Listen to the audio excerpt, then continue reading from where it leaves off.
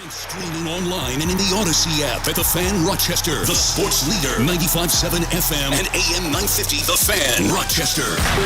Always live on the free Odyssey app. The Sports Bar with Danger and Battaglia. Caught, touchdown, Chargers! Yes, touchdown, Buffalo. Josh Allen. This Buffalo attack where you're like, oh, shoot, we got to stop Josh Allen in this passing attack. Uh-oh, no, we got to stop James Cook in this running attack. You don't know where to start. The important thing is we get ourselves rested and ready to go, and we play at a very high level. Jordan Phillips, place him on injured reserve. Yes! James Cook, Lil Dirty Jr. Mike Danger. Take of the year. We'll go through all the nominees. We'll crown our Take of the Year champion. Our final show of 2023 here on The Fan. Gene Battaglia. Happy holidays to you and your family. We appreciate all your time this year, and Happy New Year to you, and all the best.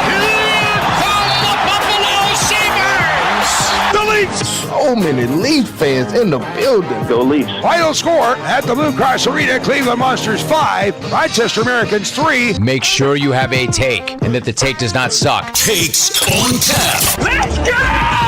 95.7 FM and AM 950 The Fan Rochester. Hey, good afternoon. Welcome on into the Sports Bar. It's Danger and Battaglia. So glad you're with us and listening along locally at 95.7 FM, AM 950. The Fan Rochester sounds its best in the free-to-download Odyssey app. We're also streaming live on YouTube and on Twitch at The Fan Rochester, even on your smart device when you ask it to play 95.7 The Fan. I'm Mike Danger. Over there is Gene Battaglia. Thank you, Mike Danger. You are a very generous man. As I show the camera what my gift is, was sitting here today. Hashtag Box Wine Mafia. Yes. We have to stick together. I know you and the executive producer prefer a little rosé. I like to call it brosé. And I brought you a glass as well. If you wanted to crack that at some point this afternoon, you may. What are you drinking? I'm enjoying a fine bourbon that was left for me and my desk from a coworker today. As I walked into my office, saw it there. I'm like, oh, that's nice. A fresh bottle of bourbon in my office. Guess who's having some bourbon as we wrap up the year, our final episode of the Sports Bar for 2023. Well, with apologies to the executive producer, I'm not going to wait. And for everybody watching right now on YouTube and Twitch, all you do is you push in. Yes, a simple step-by-step tutorial. I'd like the one box that says, hey, push in and pull it out like you own it, because after all, you do own the box. So you just got to reach in there, and you've got to pull out. Why are you laughing here, Derek? Reach in and pull out. Yeah. All right, thank you. And I'm not struggling. I can't believe I said that. Thank you. Okay. Of course, dude. Please, Box Wine Mafia. We got to stick together, man. Everybody knows that. There we go. You got it? You got it popped open there. Oh, yeah. And then you just crack the seal. You crack the seal. Yep. Oh, I got to twist it off. There we go. Oh, this is great radio here, listening to me drink. Well, it's also video. It's great. Yeah. It's great video as well at the Fan Rochester on YouTube and on Twitch. While you're getting sorted over there with your bottle or your box of brosé, I can tell you that later this afternoon, later this hour, in fact, we'll be speaking with Andy Behrens from Yahoo Fantasy Sports. He joins us every Thursday during football season to get your fantasy football lineup set, and it's playoff season in fantasy football. We're in week 16 already, semifinals maybe for some. Andy will help you optimize your lineup as Week 16 gets underway tonight. We've got the Saints visiting the Rams. Yeah, and that's one question, because Puka Nacua has either been boom or bust. What do you do if you have him going into playoff? I want to just get Andy's thoughts here. Now, this didn't affect a lot of people, but on Monday night, Geno Smith was active but didn't play. Now, chances are you're in the playoffs, you have a better quarterback than Geno Smith, unless you're in a super flex league, and that did catch some people off guard there. So, I mean, that's the biggest middle finger to a fantasy player. Pete Carroll hates fantasy football by making that move. Of course he hates fantasy football. Is there a single coach that likes fantasy football? They all hate fantasy football. They're probably not big on sports gambling either. They probably don't care about over-under props. By the way, I like Cooper Kupp to go over his receiving prop tonight. So we'll have Andy Behrens on with us here later on this hour. And we'll get your Week 16 lineup set fantasy football-wise. But everybody really knows, wow, you can hear the wine just rushing into the glass. That's a heavy pour, my friend. Are you going to be okay? I'm worried about you. It's the holidays, dude. I'm worried about you. By the time we get to happy hour, you're going to be all set. I want you to nurse that one. We get you a sippy cup. Yeah, that's Andy being our only guest today. Check that. No, forgive me. I forgot we have Dan Coates from the Rochester Nighthawks joining us in the 5 o'clock hour. Captain, right? Yeah, and he came back for one more year, the defenseman. He's 36, and to me, it's kind of a clue. Like, hey, I want to come back, give it one more shot here because the Nighthawks last year making the postseason, but losing to the eventual champ in Buffalo. The Nighthawks are home Saturday night against Vancouver. So if you're looking for something fun to do, let's be honest here. If you're not going to make the investment in Peacock or not going to go out, and you're just going to follow along on the phone, well, you can do that with a bunch of other Bills fans by going to the Nighthawk game Saturday. That's right. A busy weekend for sports in the Flower City Blue Cross Arena will be buzzing again Friday night with the Amerks, and then, of course, you have the Nighthawks on Saturday. So we'll talk to Captain Dan Coates of the Rochester Nighthawks during last call before we close up shop for 2023 here in the Sports Bar. You're welcome to join us on the Good Smoke Barbecue and Pub Wingman line. 866-4FAN is that number. Award-winning barbecue from Good Smoke Barbecue and Pub at the new location at 135 West Commercial Street in East Rochester. That's goodsmokebbq.com. By the way, like one of my main benefits of box wine, you just violated. Nobody should know the pitch count. And that's a heavy pour. You're going to be okay, buddy? I thought you were more worried about what's left. Leave some for the executive producer. It's there for both of you to enjoy, you animal. No, there's good 3.5 bottles in a box. The value in that, Danger? I understand. And I told you earlier this year, Gino, this wasn't a Take of the Year nominee, but you've been talking box wine with me for as long as we've known each other, and I've made fun of you for it for as long as I've known you, until I broke down and just tried it one time. I was at the liquor store, and I said, you know what? Just to humor Gene, I'm going to do it. And I'm like, not bad. The value for the price, I'm okay with it. I'm going to do this from now on. Instead of having to buy a bottle every week and a half, I buy a box, and I'm good for a good 3 weeks, a little less than a month, right? You have 30 days to enjoy that. Yeah. Once you crack it open, I'm good. It's a good summertime, and the rosé is good year-round, especially this time. I'm a Pinot guy. I like my Pinot Noir, and usually do a glass of the Pinot Noir with dinner every night. Just go right to the box when I walk in the door. The girls know at this point, like, get daddy his glass of wine, pour it out of the box. They know what's up. Like, that's wow. You converted me. Hashtag box wine mafia. Yeah, absolutely. Well, yeah, this is our last show of the calendar year, and so we invite your calls, 866-4FAN, 866-4326. You can write to us on X, our handle, The Fan Rochester, and this is one of my favorite shows of the year. If I had to say favorite shows, certainly camp shows, when we do the NFL draft, anytime the Bills implode. Not that it's a favorite, but those are always interesting. But this one is right up there, if not at the top, just kind of looking back and listening to some of this fantastic sound from 2023. Yeah, and also we should give recognition to you, the audience, the listener, our regulars. Without you, we are nothing. You guys make this happen for us, and we get this privilege of being able to talk sports in the Flower City for 3 hours every afternoon because you give us some of your most valuable and precious commodity, your time. I want to highlight a couple of the greatest listeners on the planet. We know that Chris in South Central Kentucky might not be listening today because it's his 40th birthday coming up this weekend, and he's on the road. I think it's today is actually his 40th birthday, yeah. Peter, our pollster, who always puts up polls for us on X at the Fan Rochester, sent us a DM. It's end of year, like Spotify does their Wrapped, where they tells you like these are the songs you listen to more than any other song, the artist you listen to. Odyssey does something similar, and they email everybody that uses the app and says, "Hey, you spent the most time with X," and Peter shared his message with us.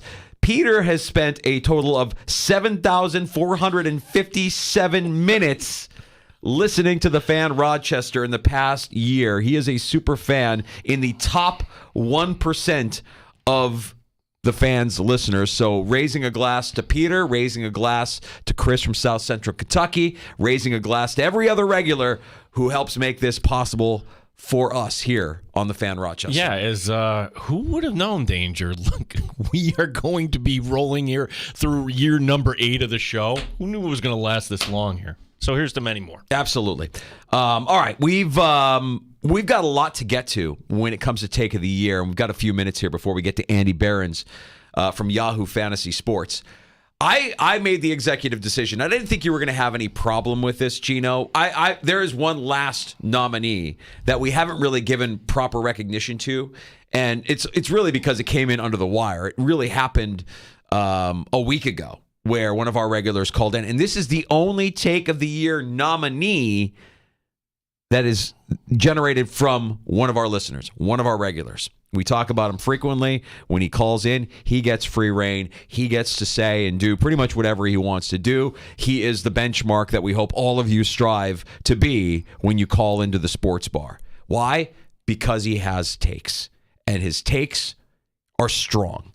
They're not out of bounds. They're not crazy. They're not delusional. They're strong. They're backed up, and there's personality that goes with those takes. So if I may, I'd like to fire up the award music here for Take of the Year. You'll be hearing this frequently throughout the afternoon here as we set the mood in the sports bar. Take of the Year nominee, I present to you Adam from Irondequoit.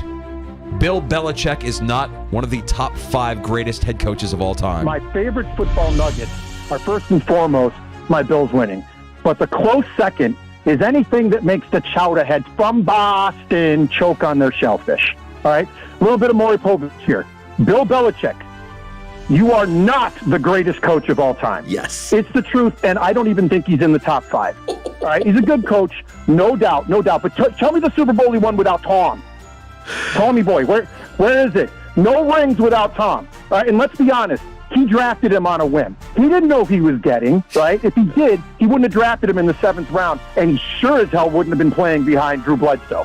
You could make an argument that Mo Lewis deserves as much credit as Belichick does for the run that Brady gave him. All right? Now we know why Belichick is always so grumpy. How happy would you be if you were the trophy husband of the greatest player of all time you accidentally drafted? All right? As I stated before, I have no hate for Brady, save for the fact that I had to see him twice a year for the better part of 2 decades. All right?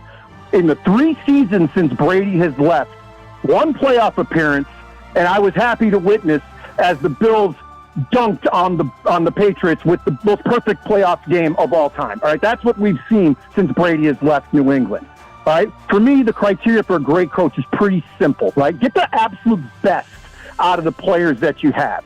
Right, and you look at the number of quarterbacks just this year. Right, how many times? Look at you just mentioned it, Cleveland. Cleveland had 4 freaking quarterbacks this year, and they're in the playoff hunt. Tell me a time that New England has ever lost that much talent and still been competitive. They had 1 year when Brady got hurt. Mitchell came in. They made the playoffs. They still got bounced by Kansas City early, right? They're nothing without Brady, all right? I would put Andy Reid, Don Shula, and the last 3 head coaches of the Pittsburgh Steelers ahead of Hoodie up there, all right? Bill Cowher went to the Super Bowl with Neil O'Donnell as his quarterback. Mike Tomlin, granted, had Roethlisberger for most of his 16 years there. He's never had a losing season. And Roethlisberger, when he's not beating up his girlfriends or getting addicted to drugs, was never consistent the way that Belichick had quarterbacks for, all right? Bottom line, Billy has enjoyed 20 years of riding the wake of some SoCal greatness via Ann Arbor on the roll of the dice draft. And regardless of the outcome of this year for the Bills, I am sure, no doubt, that I will have at least the next 10 years to laugh at the most obnoxious fans in the NFL while they rue the day that Brady took south for the Tampa Bay Buccaneers. I'm out.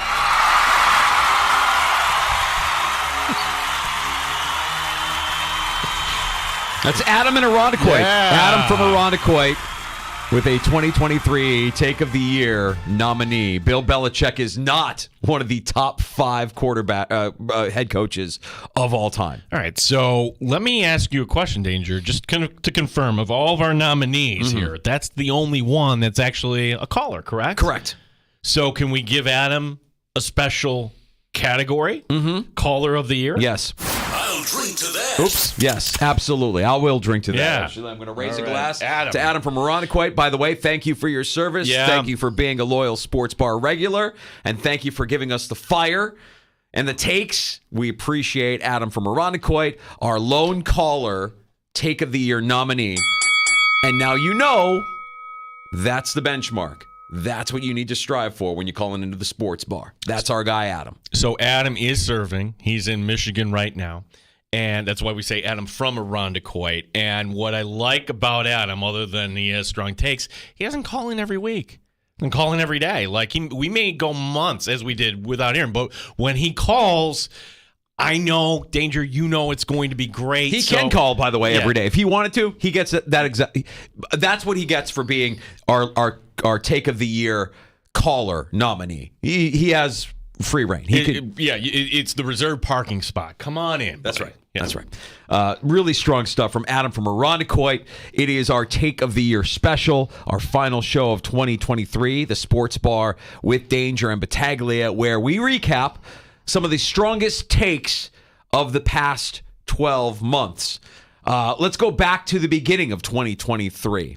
The season had just come to an end. The NFL season had just come to an end, and we were left with questions. What will he do? Will he or won't he come back? I'm talking about Tom Brady. Would he retire and then unretire again? Would he retire and have it be for real this time? Well, there was one analyst on the NFL Network who really was moved by Tom Brady's retirement. In fact, so much so, I don't think he's ever going to forget where he was when Tom Brady retired. Take of the Year nominee, not for its greatness, for its lack of self-awareness, I guess. Yes. We give you Sean O'Hara. This is a huge moment, not just for Tom Brady, not just for the NFL, but like for all of us. You know, look, people remember where they were when JFK was assassinated. You remember where you were with 9/11. Can I tell you something? Can I interrupt you real quick? His first start was a week after 9/11. That's how long ago he's been playing. I came out the same year as him, 2000, and he's still playing. 23 years. That's a long time. But I'm going to remember this. Like, I'm going to remember who I'm with. Kyle's going to remember he was in Vegas. You're going to remember where you were when Tom Brady announced his official retirement. And it sounds like this one's for real. Nope, I don't remember. Do you remember where you were, Danger? No, Not I don't remember where I was. Nope. I remember hearing that and then saying, "Oh, that's a Take of the Year nominee for being ridiculous." Yeah, let's see where you were. Well, I wasn't alive when JFK was shot. I certainly was alive with 9/11, and I remember where I was, and you remember where you were 9/11. I'm going to remember. Why would you even compare? I'm going to remember Sean O'Hara's take more than I'm going to remember Tom Brady actually retiring. Somebody actually thinking that Tom Brady retiring is as memorable as 9/11 or JFK's assassination. Whew. Yeah, I'll remember that. See, this is what makes our award show different and great. We can have the best, and we also can have a Razzie. Congratulations to Sean O'Hara.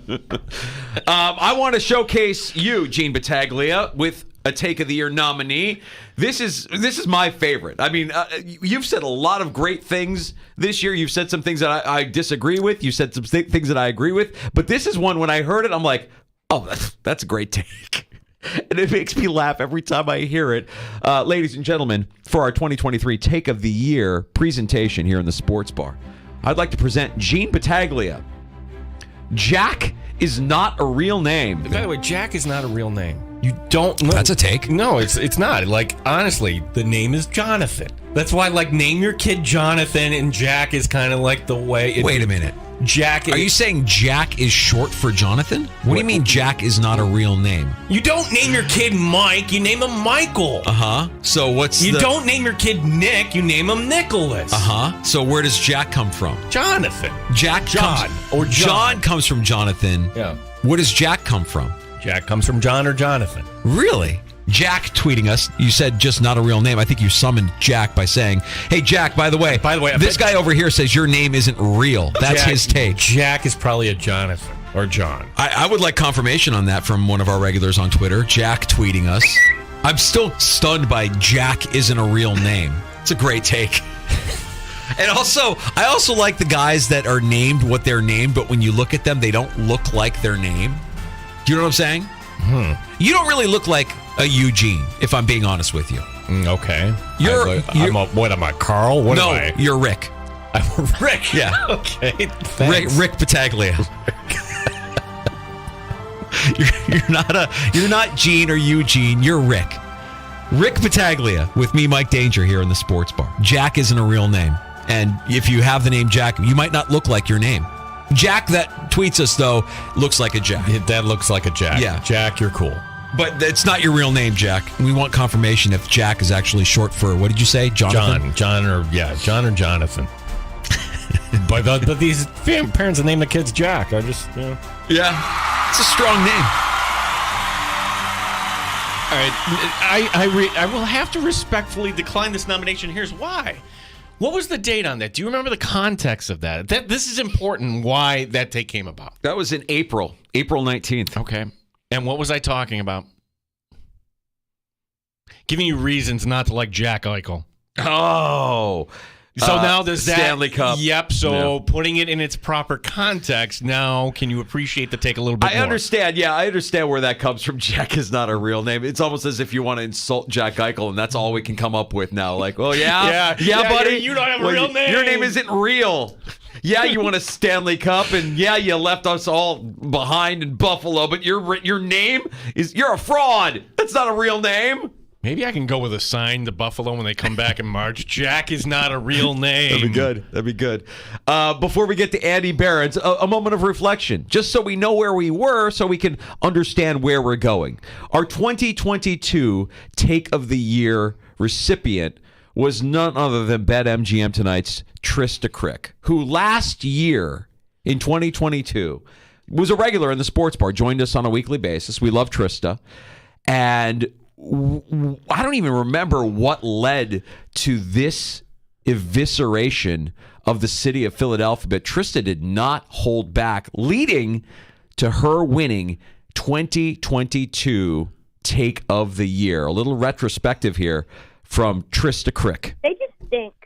They just stink in every way. Like, they think they're a big market. The fans are obnoxious. The fans are the kind of people who walk around with dirty feet and slides, like with no socks on in the middle of the summer. It's just like the city itself I don't really like, particularly the food's not that good. Like, you go around there and you're like, you walk around the city of Philadelphia, and you're like, man, this is a trash hole. This is like a dumpster fire of a city. There's maybe like some pockets of beauty, but there's just nothing green. It's concrete everywhere. And I think they have a very high opinion of themselves in Philadelphia. They think that they should be winning more than they do. And, truthfully, they should all just lock in on the process, just being in a perpetual state of the process.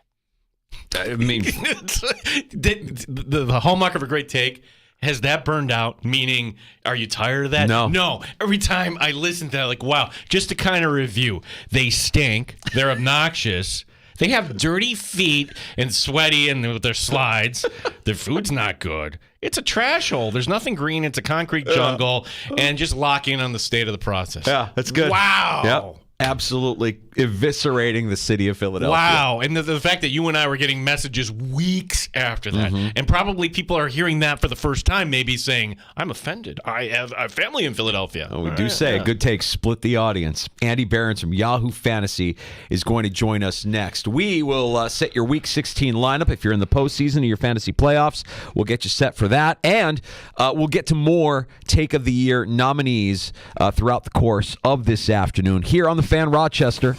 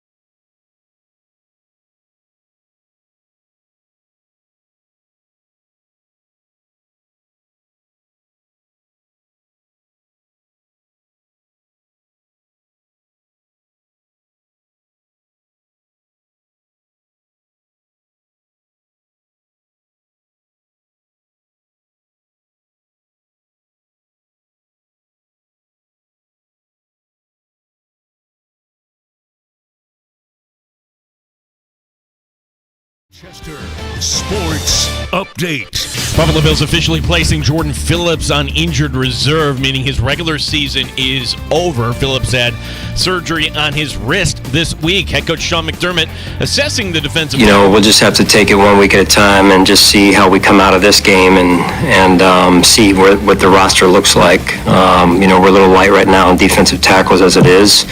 Just trying to practice out there and yesterday and so I think we'll make an evaluation of that once we get out of this game. Chargers wide receiver Keenan Allen once again did not practice today, casting doubt to his status. Bills and Chargers Saturday. Hear the game on 96.5 WCMF. Week 16 begins tonight. It's the Rams and Saints. We'll talk some fantasy football one last time this year with Andy Barron's Yahoo Fantasy joining us next. Sabres hockey tonight. They host Toronto. Our coverage begins at 7. Gene Battaglin, the sports leader, the Fan Rochester. Top Shelf Sports Talk. You're hanging out in the sports bar with Danger and Battaglia on the Sports Leader, 95.7 FM and AM 950, The Fan, Rochester. Back in the sports bar, it's Danger and Battaglia. Week 16 of the NFL gets underway tonight as the Rams host the Saints. Fantasy relevance, fantasy playoffs, setting your lineup, getting you a win, getting you to the championship. Andy Barron from Yahoo Fantasy here to help with all of that in the sports bar. And Andy, if you're lucky enough to continue to be playing relevant fantasy football, playing in a semifinal and looking forward to a championship, hey, tonight's game has some significant relevance. There's some players in tonight's game. Oh, it's got some real juice, yeah. Kyron Williams is basically the waiver ad of the year. He's somebody who claimed the starting role in the Rams' backfield before the season even began, and we didn't realize it, right? So we were all scooping him up after week 1, and he currently leads the NFL in rushing yards per game. He's gonna clear 1,000 yards for the season tonight, and this is only his 11th game. He's been incredible, and he's been even better since coming back from IR. So you start with him, and then obviously the Rams' 2 top receivers have been crazy. Like if Kyron Williams is the waiver out of the year, Puka Nacua is certainly honorable mention, probably 1A. They've just been great. They've been, I don't know, I feel like there should be a lesson that we can learn from the Rams this year, and maybe it's as simple as we should have believed everything they were telling us throughout the offseason, right? Like normally, I don't know, you hear off-season sunshine from teams, and you just kind of roll your eyes because you expect nothing but good news in the summer. But, man, the Rams were telling us, Matt Stafford's fine. The elbow's not an issue. He's healthy. And that guy looks like, I don't know, he looks like the version of Matt Stafford from 10 years ago. He every week he makes a couple throws that are only available to 5 or 6 quarterbacks in the NFL. So that team in particular has been super exciting. Yeah, here's another lesson here, Andy, and that is when we get to the draft day next year, don't trust Pete Carroll. Like, he's going to lie to you about the running backs that somebody's okay when really they're not okay. But why would you keep active Geno Smith and then not play him if he's not healthy? And a lot of people be saying, okay, Geno Smith, hopefully he wasn't your fantasy quarterback. Hey, if you were in a super flex league like I was and my opponent wasn't paying attention, and I guess that's another lesson, Andy, you just can't go by the icon that says out or active. When it comes to playoff time, you really have to read up on everything here leading up to kickoff. Yeah, we do not get a lot of those scenarios, right? We had, you might remember last season when Baker Mayfield showed up with the Rams and he'd been there for like 2 days, yeah, and he crammed with the playbook for like 48 hours, and he ended up not starting. I think it was a Thursday night game against the Raiders. John Wolford started, but it was like ceremonial, and then Baker Mayfield took over almost immediately, right? I think that was the scenario. And that really messed up like the Superflex community in a big way, because you were waiting until the last possible moment to figure out who was starting that damn game, and it felt like that again. In honestly a much better matchup. Like Philadelphia has been giving us, the overall QB1, QB2, QB3 throughout the season. That has been a very friendly defense, a defense that we've been picking on. So it mattered who was starting for the Seahawks. And that is as close to lineup setting deadlines as I can recall ever having to go. And then the other thing that cracked me up about it is as soon as they kicked it to the booth and it was Joe and Troy, Joe Buck was talking about it as if he'd known for weeks that Drew Lock was going to start the game. Like he couldn't have been more casual about it, and he was the one breaking the news to America. Andy, we got a couple of games on Saturday. We'll talk about the Bills and Chargers, but that Steelers-Bengals game, I think, is compelling when you consider that Jamar Chase is out. So are you trusting T. Higgins? Do you think the Bengals' passing attack without Joe Burrow can continue to do what it's done and win some games? And we're handing out year-end awards, Andy. I'm speaking for Gene on this one because I know this is how he feels. Most disappointing fantasy player of 2023, George Pickens of the Pittsburgh Steelers. Where are we at with this matchup early window on Saturday? Well, Pickens is, Pickens is a whole segment unto himself, right? The total lack of effort last week, the lack of effort at various points throughout the season, Mike Tomlin having to devote entire press conferences to like a secondary receiving option is pretty wild. The fact that broadcast crews now have a camera that is just following George Pickens on the sideline is pretty wild. Huge disappointment. He hasn't found he's a pretty easy fantasy decision because he hasn't found the end zone since October, and he hasn't caught more than 5 balls a game since October. So I don't know. If he goes off on your bench, do you even feel bad? Like, George Pickens has given you zero reason. Plus, he's got Mason Rudolph starting this week. He's given you zero reason to believe in him. So, I mean, I wouldn't even, honestly, I wouldn't even feel bad if he has like a superhero game here and you don't start him, because we've been given no indication that this guy is going to be making splash plays for this version of the Steelers. So I wouldn't even spend a lot of time thinking about him on the Cincinnati side. Obviously, being without Jamar Chase is a big deal, but man, T. Higgins made himself some money last week. That was an incredible game with one of the plays of the year. T. Higgins, like, we're going to get a chance to see what it looks like when T. Higgins is the number one for a team, and I bet it's going to look pretty good because Jake Browning's been playing well. He's completing almost 3/4 of his passes on the season so far. He's putting up numbers every week. He's given us multiple touchdowns every week. The Bengals are putting up huge point totals. They're averaging over 30 points per game these last 3. Fun matchup. And I pretty much trust Browning. I definitely trust Higgins. The other thing that they've found is this rookie running back out of Illinois, Chase Brown. He's getting about 10 touches a week since coming back from IR, and he's converted them into over 70 scrimmage yards per game. He just looks fantastic. Every year we get one of these rookies who kind of has fresh legs at the end of the season, and they seem to be moving at a different speed from the rest of the league, and that so far has been Brown. Yeah, it's a lot of backup quarterbacks in this league, as you know, Andy, and there's a couple of dangerous situations fantasy-wise I want to pick your brain on.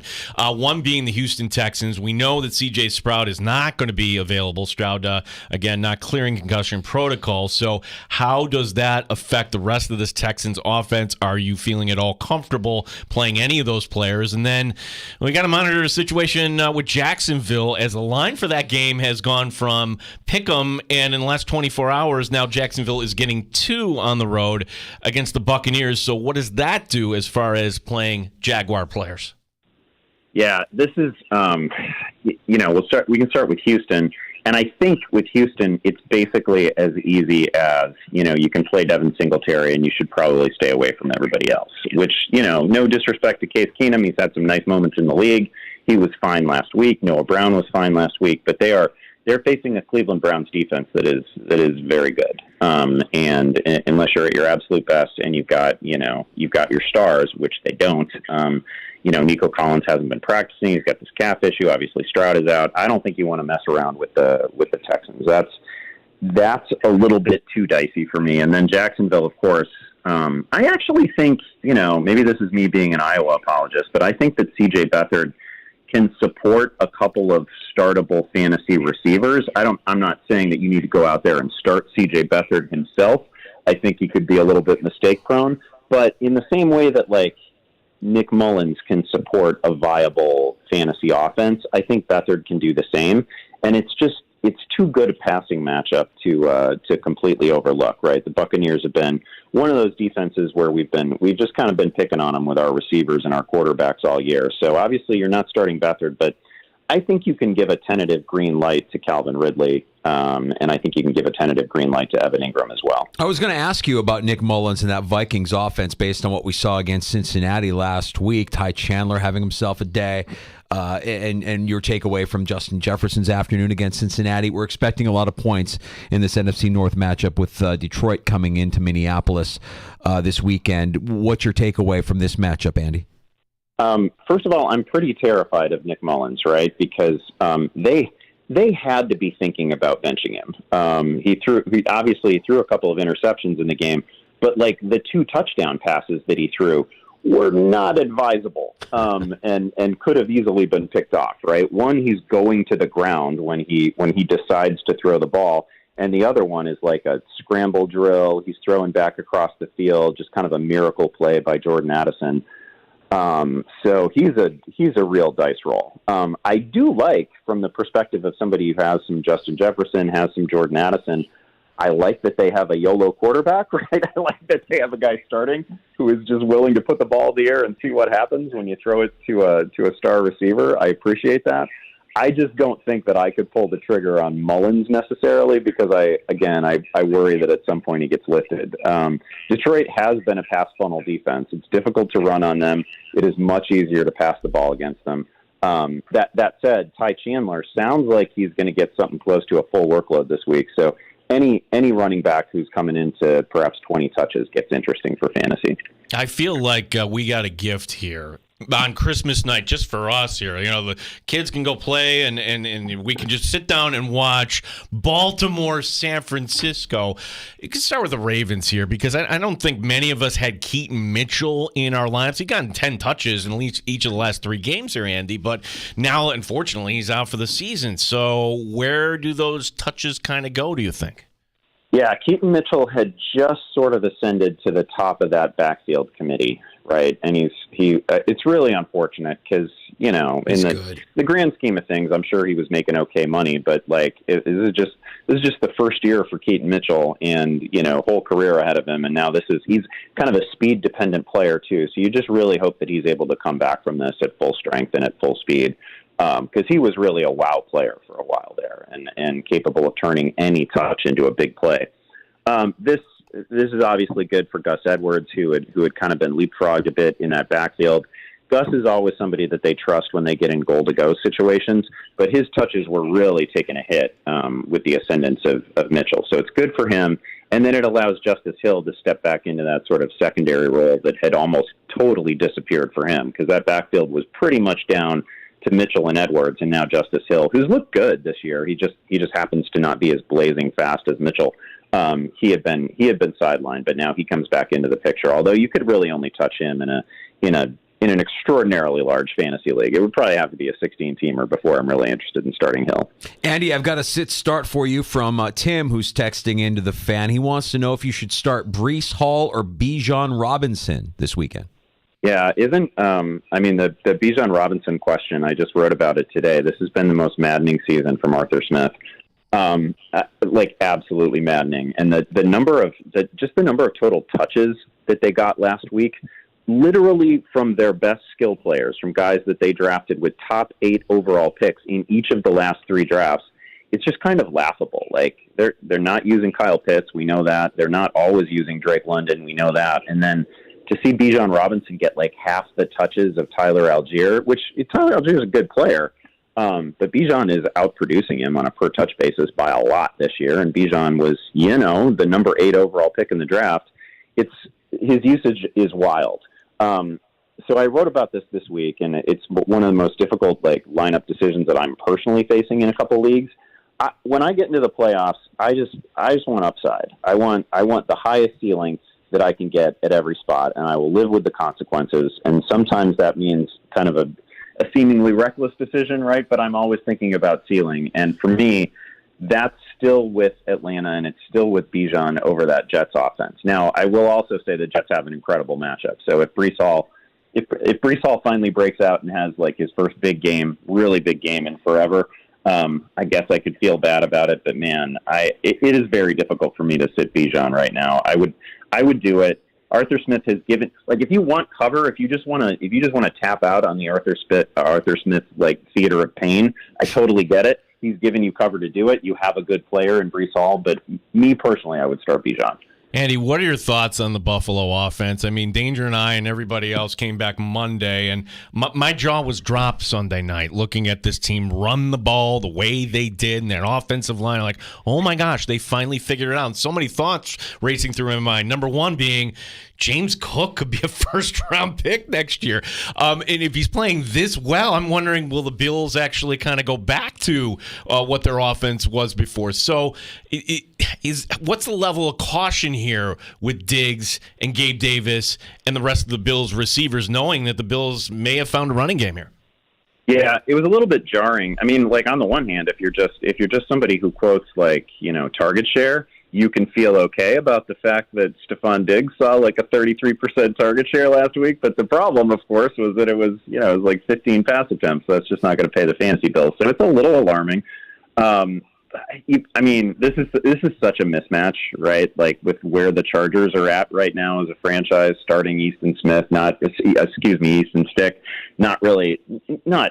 fielding. I mean, it's kind of a junior varsity lineup, right? Like, I don't want to be too disrespectful to them, but at this point, it's kind of a JV lineup, and I don't think they're going to run anybody out there who is at less than 100%, and I doubt that they're going to like run Austin Eckler into the ground at the end of the season. So this is just, this should be an easy win, barring like crazy circumstances. And I realize that Buffalo has had some crazy circumstances this year, and so we never like count chickens and all that. But man, this is quite a mismatch. Cook looks awesome, by the way, to bury the lead here. He, like, for a minute there, we weren't even sure that like all the preseason James Cook hype was totally justified. It wasn't totally clear, but then obviously last 5 games he has either 100 total yards or a touchdown or both, and he just single-handedly beat the Cowboys. By the way, if I'm Miami and I'm looking at what James Cook just did to the Cowboys, I want to do that exact same thing all day with Mostert and Achane, and we'll see where that takes me. Right? Like, they may have really found something.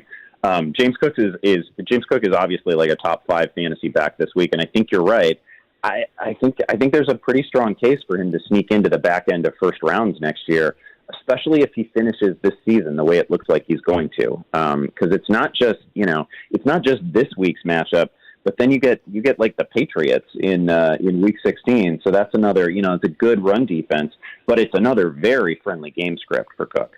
I wanted to ask you about that Dolphins-Cowboys matchup, Andy, because we all became Dallas Cowboy fans at about 7:15 on Sunday night. We're going to root hard for the next 7 days, knowing that they're going to Miami, and we're hoping that the Cowboys can dispatch of Miami. More than anything, I mean, you mentioned the Achane and Mostert in the run game for Miami, but how do you think this game plays out? Do you think Dallas kind of wakes up? Do you think they bounce back given the beatdown that they just got last Sunday? Yeah, if they don't wake up now, then it's not really a question of them waking up. It's more a question of like whether they can do it at all. Like, they've been super solid all season. They've kind of remade the offense around the talents of their actual best skill player, which is probably CeeDee Lamb, right? And he's been very difficult to stop. It was alarming that they couldn't make that competitive last week, especially given some of the injuries defensively to Buffalo. Like, I thought that was really jarring. But again, the Cowboys have had a couple spots this year where they haven't shown up, and it's just it's a little bit maddening. Remember, they had that weird Arizona game earlier this year that you thought was going to be a lapper for them, and it wasn't. And then they don't even really compete fully against Buffalo. That was a little jarring. I can't believe they're going to give the same sort of effort against Miami. But man, more to the point, I can't stop thinking about the day that James Cook just had against the Cowboys. And man, if Miami just chooses to hit him the same way with Mostert and Achane, they've had a week to try to figure out how to stop it. So let's see if they do. But these are dangerous players who, when they get a little bit of a crease, they got like 4.2, 4.3 speed. They can run away from you. So it could get ugly again. Andy, it's the time of year for tradition. We love traditions. The tradition being, what kind of sweater are you wearing tonight on the show? Well, Not surprisingly, it's pretty festive. I'll say that. I've got snowmen. I've got snowballs. It's about as cheerful and full of good tidings as a sweater can be. So I'm pretty excited about it. I always love the holiday episode of it. Like, our graphics are incredible for it. Generally speaking, everybody dresses up. I don't know. Matt Harmon's kind of a Grinch, so we'll see if he does it. But I'm certainly going to be in seasonally appropriate attire. 90 minutes before kickoff tonight, Andy, on Yahoo? That is the deal. We'll answer all the sit-start questions. We'll give you all the late-breaking news. It's our most fun show, certainly our most festive show of the year. Well, I know I speak for Gino and for everybody that listens to the Sports Bar here on The Fan. Andy, you've given us countless minutes of knowledge, and you've made our fantasy rosters better throughout the course of the 2023 season. Best of luck the rest of the season. Thank you so much for your time throughout the course of the season, and can't wait to do it again next year. Oh, man, it's a pleasure. I always enjoy this show. You guys are great. Love your listeners. So happy holidays to everyone out there. Thanks, Andy. Happy holidays to you as well. Andy Barron's Yahoo Fantasy. Catch him tonight on Yahoo Fantasy Live. Yeah. Wow. The ride is over too quick. That's my only problem with that conversation. Like, it's week 16. There are only 3 weeks of NFL football, regular season football left. Over quick, but it seems like forever ago that the Buffalo Bills lost in New England. I mean, there's been so many twists and turns to this Bills season, and I think Andy might have given us another one, not necessarily to do with Buffalo. Sometimes it's an obvious point that needs to be said. What do you think the Dolphins are doing this week? Like, is that going to... Hopefully that doesn't ruin your Christmas if you see Mostert and Achane running all over the place on the Cowboys. Well, furthermore, I would ask Dallas, what are you doing this week? If you're Dan Quinn, you're looking at your run defense saying, guys, we can't be exploited like that again. The Bills just had a plan that used Dallas's strength and turned it into their weakness, and they just got out physical. Now, Miami is not Buffalo up front. In the trenches. They're missing their center. They have issues everywhere. Tyreek Hill probably not playing. But the speed is formidable, and we'll see how that all shakes out, man. I that's a compelling matchup. Those two teams going at it coming up on Sunday. I'm looking forward to that game. So you do not host Christmas Eve? No. Are you like the Seven Fishes? What time do the Seven Fishes begin? Because that's after sundown, right? I honestly don't know what time we're going over. Okay. I really don't know. You get to watch, though, football on Christmas Eve. Oh, we'll be watching, yeah. I mean, whether it's football on Christmas Eve or bowl games on New Year's Eve, New Year's Day, I mean, we find a way. Me and the Brolos will find a way to get a cold one in our hand and huddle around the TV and catch the action as it's happening. But also respectfully, when the meal is ready and when it's on the table, there is no dispute. We're going to the table, even if the game is in the balance. You have to. Out of respect. I mean, come on now. It's an Italian family. It's a traditional Italian family. The last thing we're going to do is say, hey, 1 minute. The game's almost over. We'll be right there. No, that ain't going to fly. Not in our house. We were thanking listeners earlier in the show. Another guy we got to thank, one of our favorites, comes out to our shows, Brian in East Hilton, writing to us, thanking us for the recommendation of the Bear. Now, look, we joke here, the list, but move it to the top of your list. And and if you've gotten to the Christmas episode. Well, the joke is when people come up to you or I don't know how you are, but I know with me, I get recommendation. Oh, you got to see this show. Have you seen this show? Yeah. Oh my God, this show, Yellowstone. You got to love it. You got to see Yellowstone. Oh my God, Ozark. You love Ozark. Succession. Billion. All of the recommendations. Thank you. I will add it to the list. There is no list, but I will tell you that I'm adding it to the list. There's too much. There's just too much content. But you turn me on to the Bear. I'm like, wow. Yeah, and that's not an episode that I would consider watching around the holidays. It might be a little anxiety-inducing if you watch that episode from season 2. That's probably going to win Jamie Lee Curtis all of the awards here coming up in the winter, in the early part of 2024. Speaking of awards, yes, it is Take of the Year here in the Sports Bar. Our annual tradition continues. We've got more nominees to get to. We got to get to your nomination. You played mine. I think Mike Danger had a take that when I went out to Buffalo, people were pulling me aside saying, wow. We've got takes on tap for Take of the Year from Steve Tasker as well. And Steve Smith, former NFL wide receiver, Agent 89, absolutely crushing a current NFL wide receiver. We'll get to more Take of the Year nominees. And coming up before 6 o'clock, we will unveil our Take of the Year winner. Winner of Take of the Year 2023. That's all coming up here in the Sports Bar. Danger and Battaglia on the Fan Rochester. Mike Danger for FanDuel Sportsbook, official partner of 95.7 The Fan. This holiday season, all of your wishes are coming true on FanDuel, America's #1 sportsbook. Right now, new customers get $150 in bonus bets with any winning $5 money line bet. That's $150 if your team wins. Think about tonight. Maybe you like the Rams on the money line. $150 in bonus bets if they win. If you've been thinking about joining FanDuel, hey, there's no better time to get in on the action. The app is super easy to use, and you've got a wide range of betting options, everything from spreads to player props, over-unders, and more. So visit FanDuel.com/Mike. FanDuel.com/Mike, M-I-K-E, and join me this NFL season on FanDuel, official partner of the NFL. 21 plus and physically present in New York. First online real money wager, only $5 pregame money line wager required, $10 first deposit required. Bonus issued as non-withdrawable bonus bets that expire 7 days after receipt. See terms at sportsbook.fanduel.com. For help with a gambling problem, call 1-877-8-HOPE-NY or text HOPE-NY 467-369. You're listening to the Sports Bar with Danger and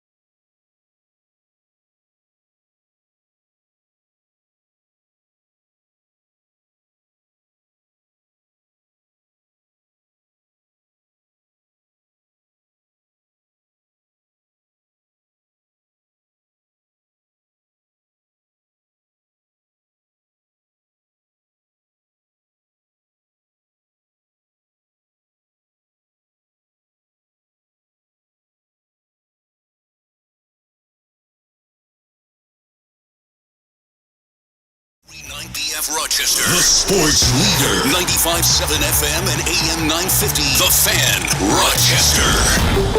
Always live on the free Odyssey app. The Fan, Rochester.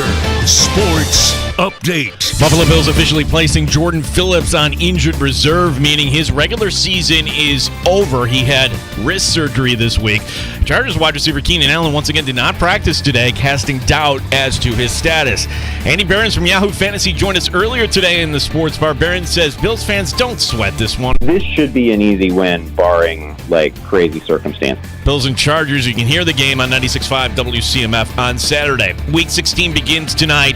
It's the Rams and the Saints. Buffalo Sabres in action tonight. They host Toronto. Our coverage here on The Fan will begin at 7. Syracuse basketball hosting Niagara. It's a 5 o'clock tip. Syracuse football facing South Florida in the Boca Raton Bowl. Gene Battaglia in the sports leader. 95.7 FM and AM 950. The Fan, Rochester.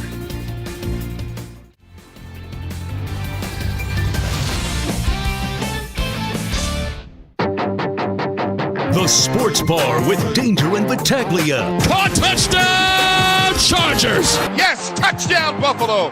Josh Allen. This Buffalo attack where you're like, oh, shoot, we got to stop Josh Allen in this passing attack. Uh-oh, no, we got to stop James Cook in this running attack. You don't know where to start. The important thing is we get ourselves rested and ready to go, and we play at a very high level. Jordan Phillips, place him on injured reserve.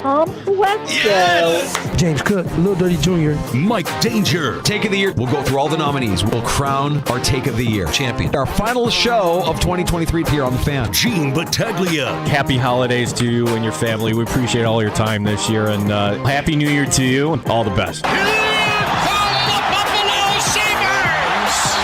So many Leafs fans in the building. Go Leafs. Final score at the Blue Cross Arena, Cleveland Monsters 5, Rochester Americans 3. Make sure you have a take and that the take does not suck. Takes on tap. Let's go!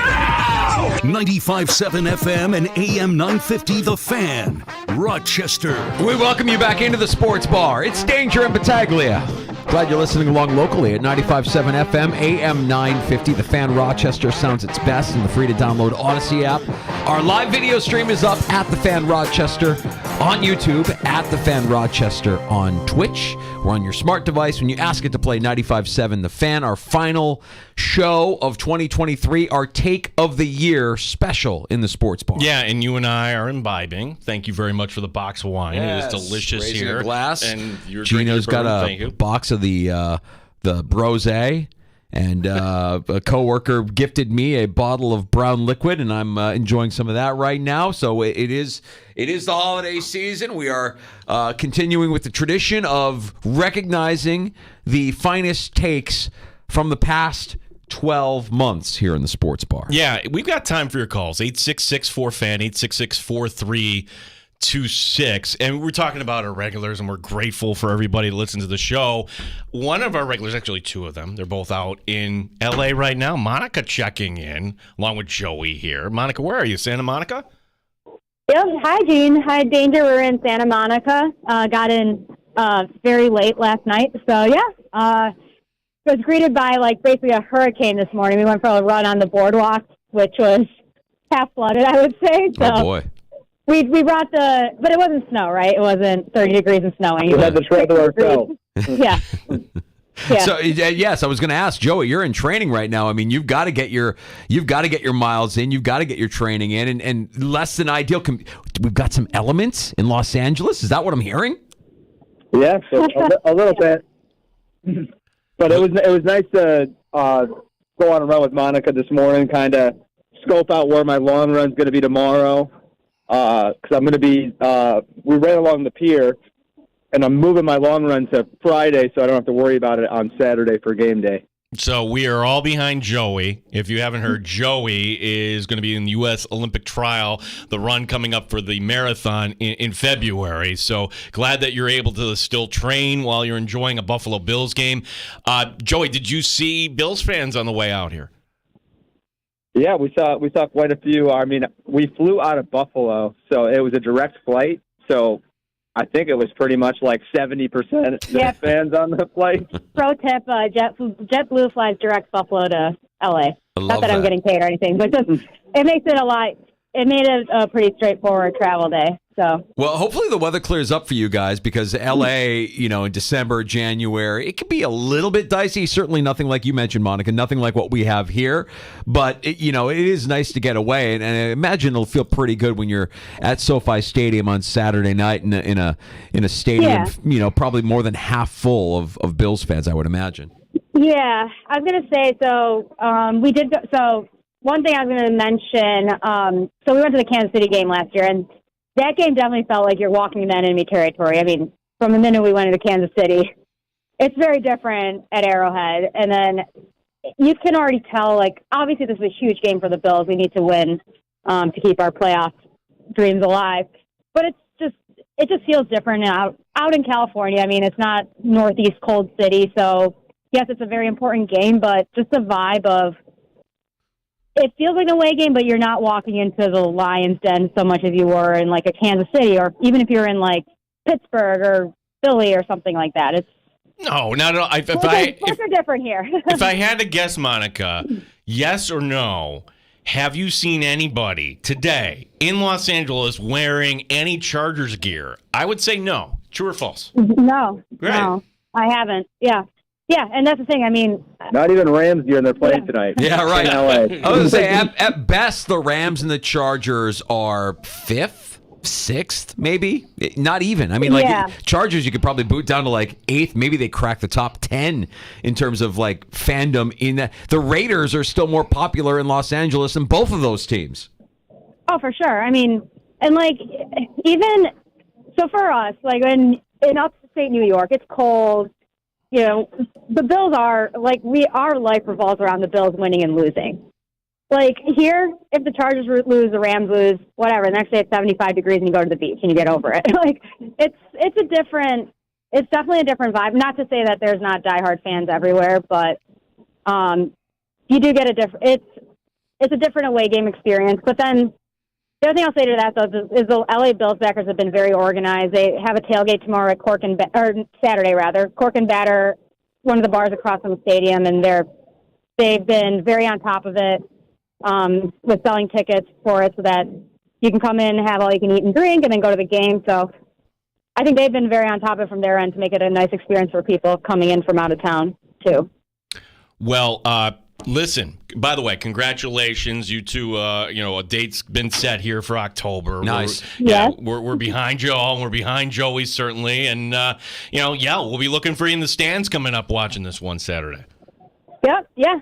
Yeah, we have good seats, so hopefully we can get on TV. Safe travels, and guys. I think we're in a section with a lot of Bills fans from what I gathered from when I was buying the tickets. It's going to be 75% Bills fans. You don't have to worry about it. You can Bills think fans. So? Yeah, It's going to be crazy. I was going to say 40%, but I wouldn't be surprised if it's more than that. Monica, Joey, Merry Christmas, Happy Holidays. All right. Enjoy your time on the West Coast. Enjoy the game Saturday night. We expect a full recap when we reconvene here in 2024. We're backing you, and we're proud of you, and we're happy for All right, you. let's go Buffalo. You got it. Yeah. There she is, Monica and Joey. Joey, I've dubbed him Joey Kipchoge. Yeah, he's going to be. When's the trial? That's in February. That's February 3rd, and they originally moved it up to noon because of television. Like, no, this is not good for anybody. Because even in February, you don't want those temperatures. So it's going to be the rare event, Danger, where it's going to be on tape delay. Okay. So they're going to run it in the morning, pretend that they're doing it live, but for us that really want to know. So I had this idea that for everybody in Rochester that wants to get behind somebody that's trying for the Olympics, Joey, one of ours, trying for the Olympics, could we do a watch party? But by the time it's actually on, would it actually, we'll already know the result. You'll already know. Yeah. Yep. Well, that's great that they're out there having a great time. We know a lot of Bills fans making the trek out west. Why not? I mean, look, in their case, they're engaged, no kids, got the means, go out there, have a good time, enjoy the game. Santa Monica is the place, too. If you've never been to L.A., there's so many different towns. You don't know where to start. That's a nice, safe place to start because they have the touristy part with the pier. You know the pier, but the restaurants. A lot of restaurants right in that neighborhood, yeah. sure. Yeah, when we went there last year, that was kind of where we hung out and did some eating, did some drinking, and just enjoyed ourselves. That was a nice part of L.A. for sure. All right, love that. Now, take of the year. as we commence our Take of the Year nomination special here in the Sports Bar, and we will announce our Take of the Year winner before we close up shop at 6 o'clock. We'll also speak with Dan Coates, captain of the Rochester Nighthawks. He'll be joining us before we close up shop at 6 o'clock as well. We've recapped a few. We've shared some of the nominees from the past 12 months. Adam from Irondequoit, last hour we replayed his Take of the Year nominee, and we give Adam the designation of being our regular Take of the Year winner, because out of all the takes of the year, Adam the only one calling in with a take so strong that it made the Take of the Year nomination special. We checked in with Gene's take. Jack is not a real name. And we also heard from we heard from Sean O'Hare. Oh, Sean O'Hare. That's right. Where were you when Tom Brady? It reminded me of 9/11. Such a clown.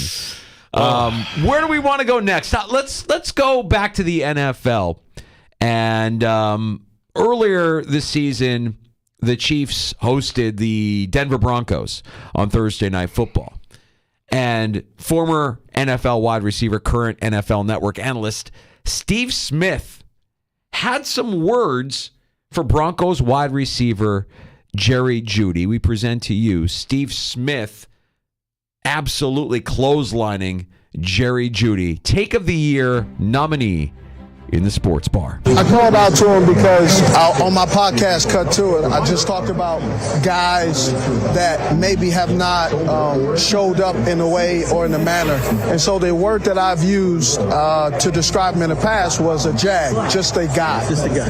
And so when I saw him, he's playing well.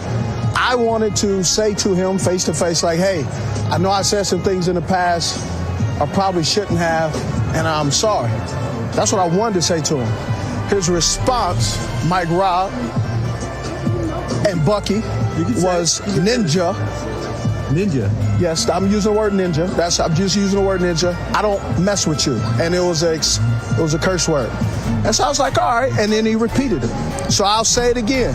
I'm sorry that I said you were a jag, just a guy who's an average wide receiver they use a first-round pick on that isn't doing anything. I hope today that you actually show up in a way that you haven't showed up in the last couple of years since they drafted you.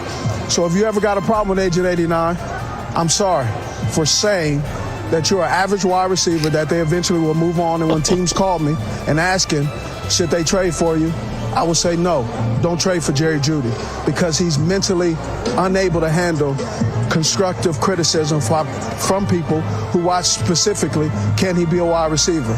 He could be a wide receiver. He's a tier 3. Go back into the studio. I'm done now. Thank you. A mic drop. A literal mic drop at the end of that take.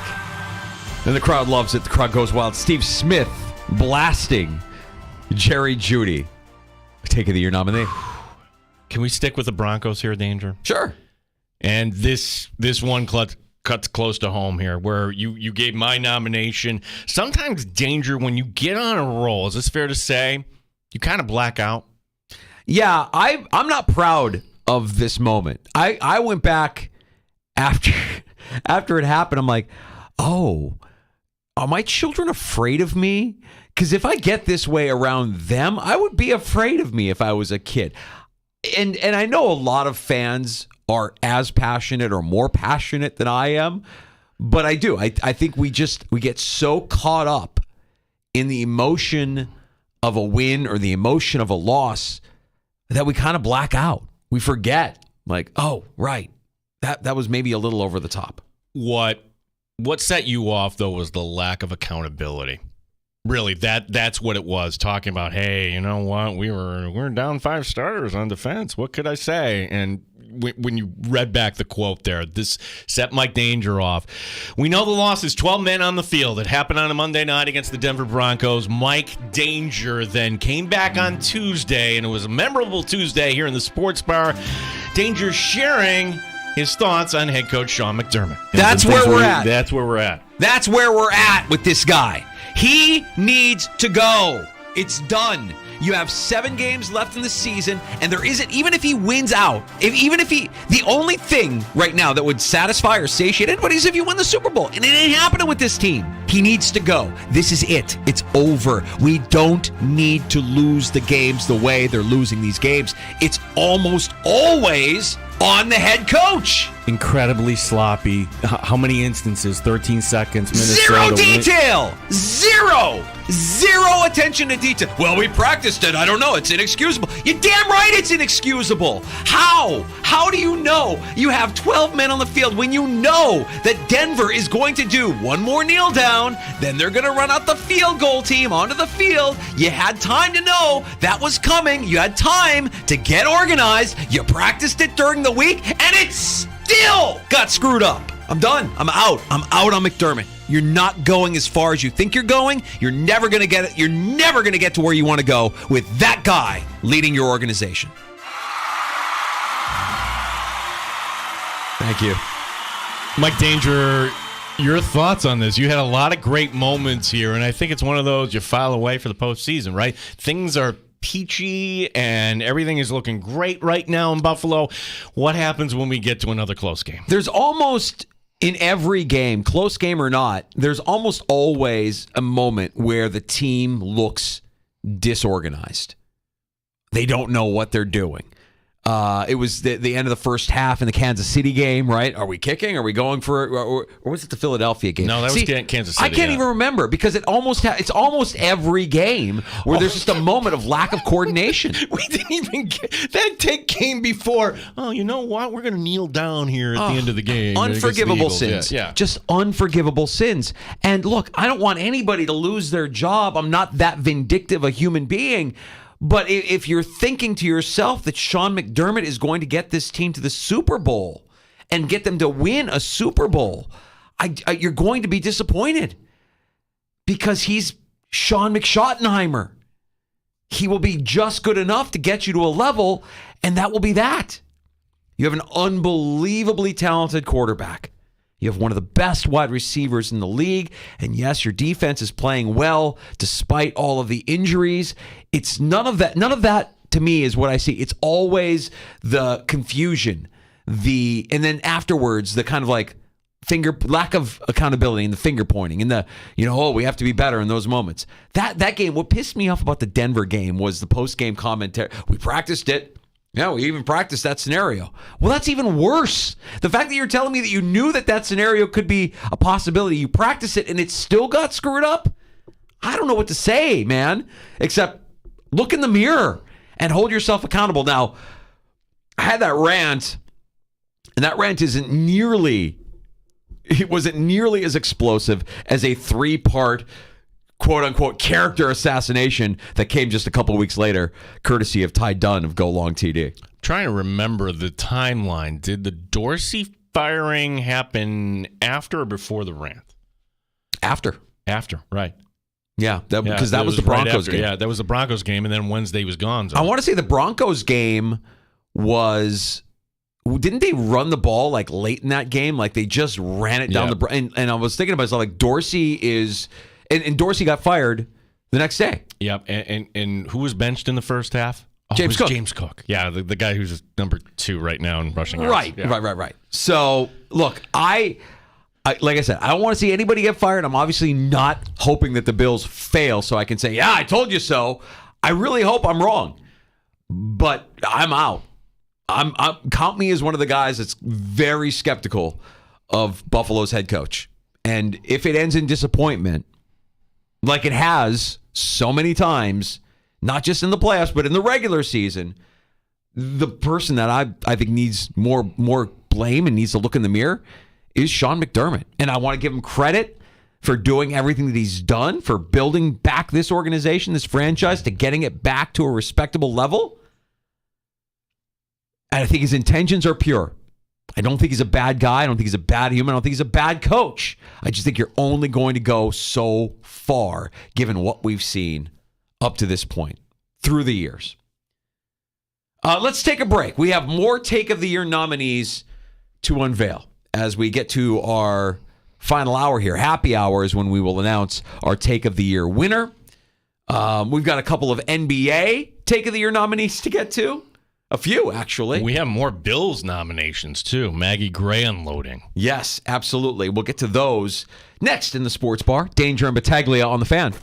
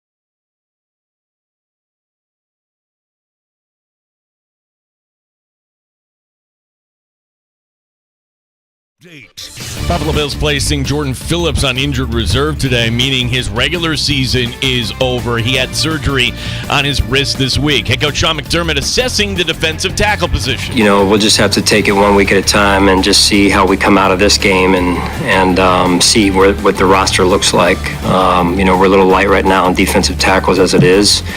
Just trying to practice out there and yesterday and so, I think we'll make an evaluation of that once we get out of this game. Meanwhile, both Keenan Allen and Joey Bosa have been declared out for this game. The line now, Bills minus 12.5. You can hear Bills and Chargers Saturday on 96.5 WCMF. Week 16 begins tonight. It's the Rams and the Saints. Sabres hosting Toronto tonight. Our coverage begins at 7 o'clock. Syracuse basketball hosting Niagara at 5. Football taking on South Florida at 8. Gene Battaglia, the Fan, Rochester. The beer is cold and the wings are hot. You're in the sports bar with Danger and Battaglia on the Sports Leader, 95.7 FM and AM 950 The Fan, Rochester. Now the 3-2 swung on, a pop foul back here. Ow! Ow! Ow! It really hit me. I didn't know it was coming back that far. Yeah, it's a Take of the Year nominee. It's not really a take, but it's some of the best audio you'll ever hear. We have to have different categories as this evolves. Like our Caller of the Year, Adam from Irondequoit. That would be best comedic performance, would it not? Like, name me something that is better than that. John Sterling getting hit with a foul ball from our Odyssey Sports sister station, WFAN. Now the 3-2 swung on, a pop foul back here. Ow! Ow! Ow! It really hit me. I didn't know it was coming back that far. It became so well known, so requested. We actually use it as our sounder now for breaking news. Right. Whenever we have breaking news in the sports bar, you'll know it. Ow! It really hit me. I didn't know it was coming back that far. Yeah, on YouTube, we have breaking news across the screen. Now, we really don't have breaking news. At the Fan Rochester on YouTube and Twitch, by the way, our 2023 Take of the Year special, our final episode of the year, Gino. And, boy, staying in New York, where recently, in the last few months, a change with CBS Sports Radio, and conversely, a change with the Fan Rochester, is the DA show, Damon Amendola, moved on to greener pastures, leaving an opening in Morning Drive, and, well, a show that you probably never heard because they were on opposite us on the network. So because we're a local show, you never really heard Maggie and Perloff, even though you may have been familiar with Andrew Perloff from his years working on Dan Patrick as McLovin, and Maggie Gray from her years at WFAN in New York. Maggie and Perloff are your new morning show on the Fan Rochester, and it's a great show. They do an unbelievable job. They're both fun, funny, smart. Maggie has some Rochester connections. Who knew?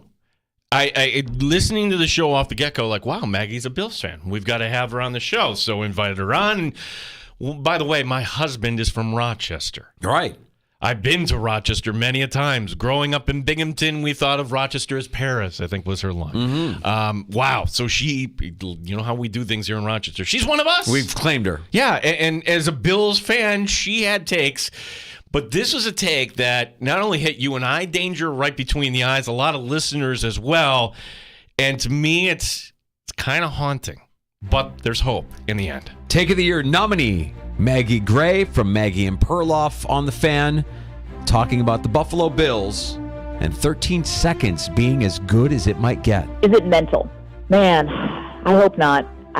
Because if it is, that means that solidifies probably something that maybe Bills fans and maybe the organization doesn't want to face, which is the 13 seconds game might have been the best shot. And I'm not willing to say yet that they're not going to have another great shot at this and that they're not going to learn from those mistakes in that game and can be better for it. I'm not giving up. This hasn't beaten me down yet. Hell, we're Bills fans. We've been through worse. And I think if a few things can break right and they can start peaking at the right time at the end of the season, why not the Bills, really? I mean, we have one of the best quarterbacks in the league. We still have a great defense despite some of the injuries. I'm saying we now, like I'm suiting up for the team. But I'm still with this team.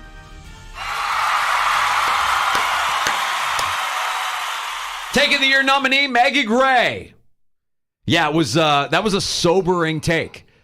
13 seconds might be as good as it's going to get, because at that time we were like, oof, man, it was after one of those bad losses. Yeah, and we didn't even get to the Denver game or the Philadelphia game. I don't think we got to the New England game. That was mid-October, so this was after oh boy, they beat the Giants and they were kind of lucky there. Yeah. And you realize this isn't all looking like the way it should, but it's a great take because it instills some fear, but in the end it gives you some hope. It's foreshadowing, actually, I think. We've got another Bills take from a voice that you hear on the Fan Rochester. It's part of One Bills Live every weekday. That's Buffalo Bills legend Steve Tasker. The Bills had an unfortunate incident happen this summer during mandatory minicamp. They were the only story out of the league during mandatory minicamp came out of Buffalo. Everything else was kind of like status quo, ho-hum, nothing to see here. But in Buffalo, we have a flair for the dramatic. Yeah, so it's day one, and Stephon Diggs had not arrived, and he doesn't have to, okay, during the OTAs, the organized team activities, which are voluntary. We always stress that. Well, mandatory minicamp, conversely, is mandatory. And here was day one. Sean McDermott was asked, okay, is everybody here? Steph Diggs is not here. Are you concerned? I'm very concerned. All of a sudden, uh-oh, you're painting Steph Diggs here as some sort of malcontent here, the head coach. Well, we know the story. We know how it kind of came about. But Steve Tasker setting the record straight here about Steph Diggs. Anybody that looks at a situation, and if you want to win, you do what it takes to win. This is a winning take by Steve Tasker, the way he goes off. Yeah, they're making a ton of money. Absolutely. Money don't mean nothing if you want to win. And if Steph had a beef, or if one of these players has a beef with the way they're doing things and doesn't think it gives them the best chance to win, whether you're making $20 million or whether they're making $2 million, you should speak up. So don't give me this about they're making all this money, they should show up to work. If they think something's going wrong that they want to fix and nobody's fixing it, they better speak up because they want to win more than they want the money. You just said Steph Diggs wants to win and all that. Well, if he wants to win, what's that mean? It means doing everything you can to make sure everything's going the way it should be going so you win games. And these players know just more than you or me about what it's going to take. They do want to win. That's why they're squawking. That's the only reason they squawk. It's because they want to win and they don't think somebody or something is going the right way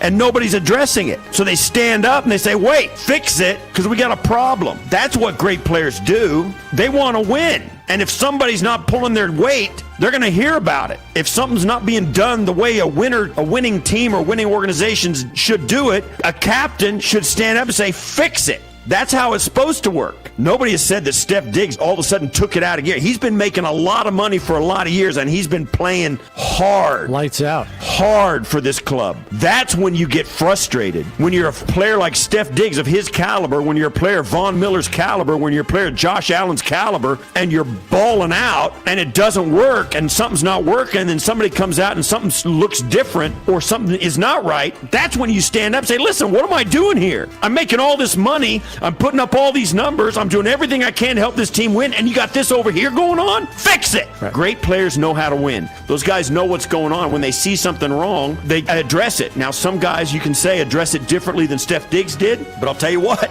whatever it was that Steph Diggs brought to the table, he's practicing today. There you go. It's fantastic. Yeah, Tasker. You know what I love about Tasker is when he gets that passionate about his takes, it's coming from a place of knowledge. He was in that situation. He was in that locker room. He knows the mindset of a player, a guy who wants to be the best, a guy who wants to win at all costs. So hearing him basically validate everything that we thought about that situation was refreshing. An unbelievable take. Steve Tasker getting his nomination this year. Last year, he wasn't nominated, but he was involved in the take. Do you remember the take from 2020? Of course. I want to say that this was our runner-up for 2022 take of the year, courtesy of Brandon Bean joining us live at St. John Fisher University. I love it. Yeah, I love it. It's a great setup. It's a great town. They embrace us. It's not too far away. Listen, like anything, there's always a little bit of, I got to go stay in a dorm room. I got to do this. But when the guys get there, there's a lot of camaraderie. There's a lot of fun, and it takes pressure off if you've got obligations at home, taking kids to daycare or night feeds, wherever you are in your family plan. And even listen to my wife. Hey, honey, what time are you leaving? Can you stop by CVS and pick up a prescription for me? Like, I don't have to worry about any of that, and I know the players feel the same way. And Tasker's in the background going, yeah. I know exactly what you mean. Or is he saying, yeah? Like you're digging going yourself. down, You're digging yourself your grave, pal. I'm offering you a lifeline. Your wife is going to murder you. Yeah, well, get you out of your responsibilities as a husband and a father. Love being away for a couple of weeks. Get those brats out of my life. Listen, for anybody that's been on a business trip, and training camp is a business trip. Yeah. Let's be honest. It's like those are the secret thoughts. Like, okay, you know what? I'm working. Oh wait, I can actually sleep in here. Or I can go out and have a drink. Or I can do whatever. Yeah. The NBA is always a take space. Man, we've got a couple of quick. Again, I'm not sure if they're necessarily takes, but it's fantastic audio. One negative, one positive. One, when I hear it, I want to jam a pencil in my ear and just keep going, because nobody likes hearing the professional athlete refer to himself in the third person. It's just a different level of tone deafness. Yet, as his team was in the postseason, were we going to see Zion Williamson? Was he going to make it? Was he going to battle back from whatever was ailing him? Zion Williamson talking about his health, 2023 Take of the Year nominee. Physically, I'm fine. Now it's just a matter of when I feel like Zion. I know the atmosphere I'd be in based off like the playoff experience.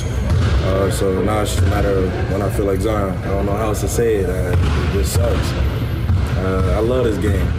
No, I don't think you do there, Zion. What's the more tone-deaf take? Is it him or Sean O'Hare?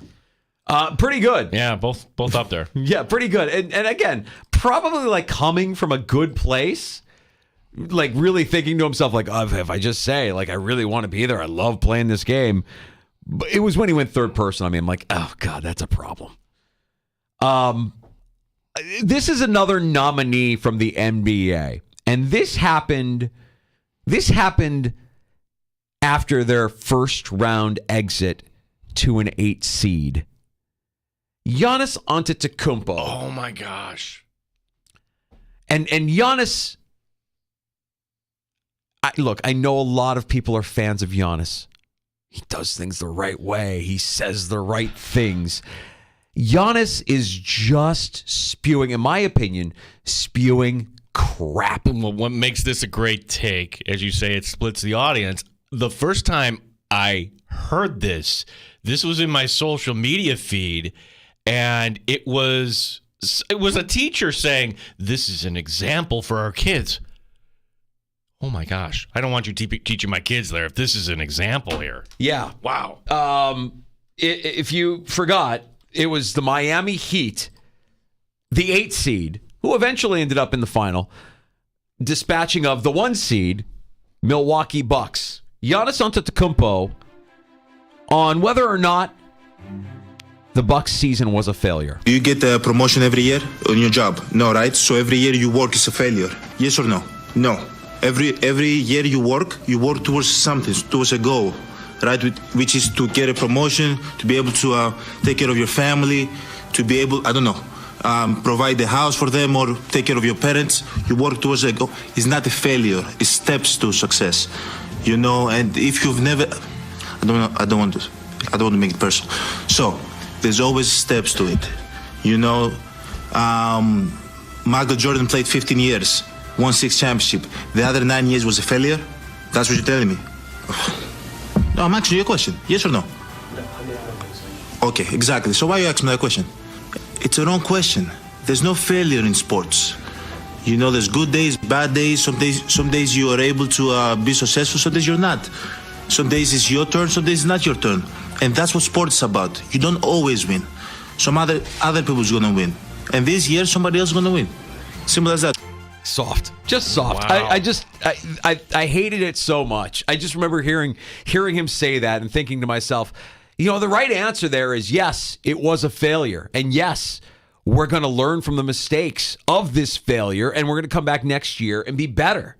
I don't know why he got defensive and kind of went after the reporter who asked the legitimate question, was this season a failure? And by the way, just a couple days later, the organization fired their head coach. The head coach who had gotten them an NBA title. So it's not a failure, but you're firing the coach. Right. Oh, side note, Michael Jordan never lost to an 8 seed. I wish the reporter would have pushed back. Be like, no, it's not what we're talking about here. Season was a failure. We will learn from the failure. We will be back and better next year because of this failure. Why not just admit what it was?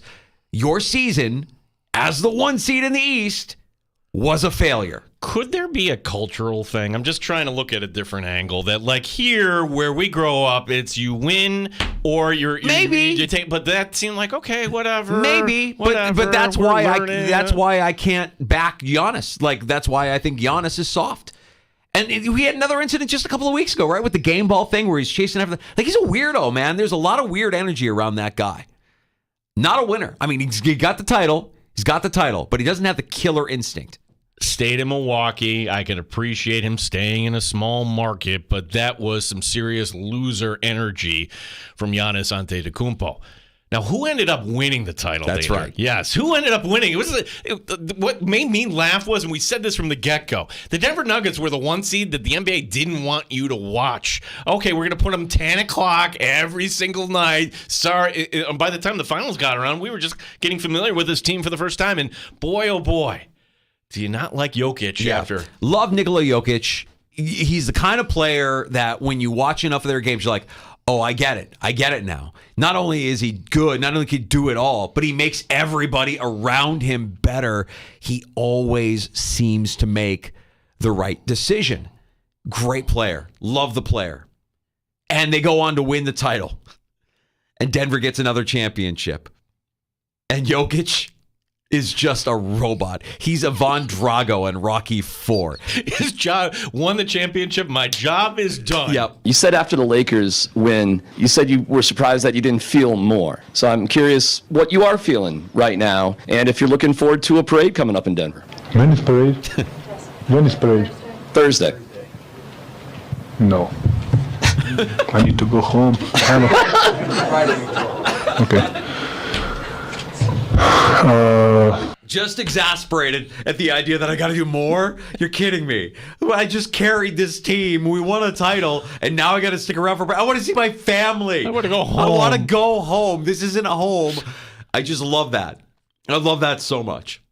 It's one of my favorite players in the NBA. Nikola Jokic, Take of the Year nominee.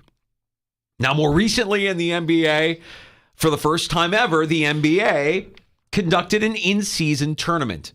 Hey, this is a way to get fans kind of re-engaged with the product at a time when we're really it's secondary. Football season is going on and, hockey is just getting going and the NBA is just getting going.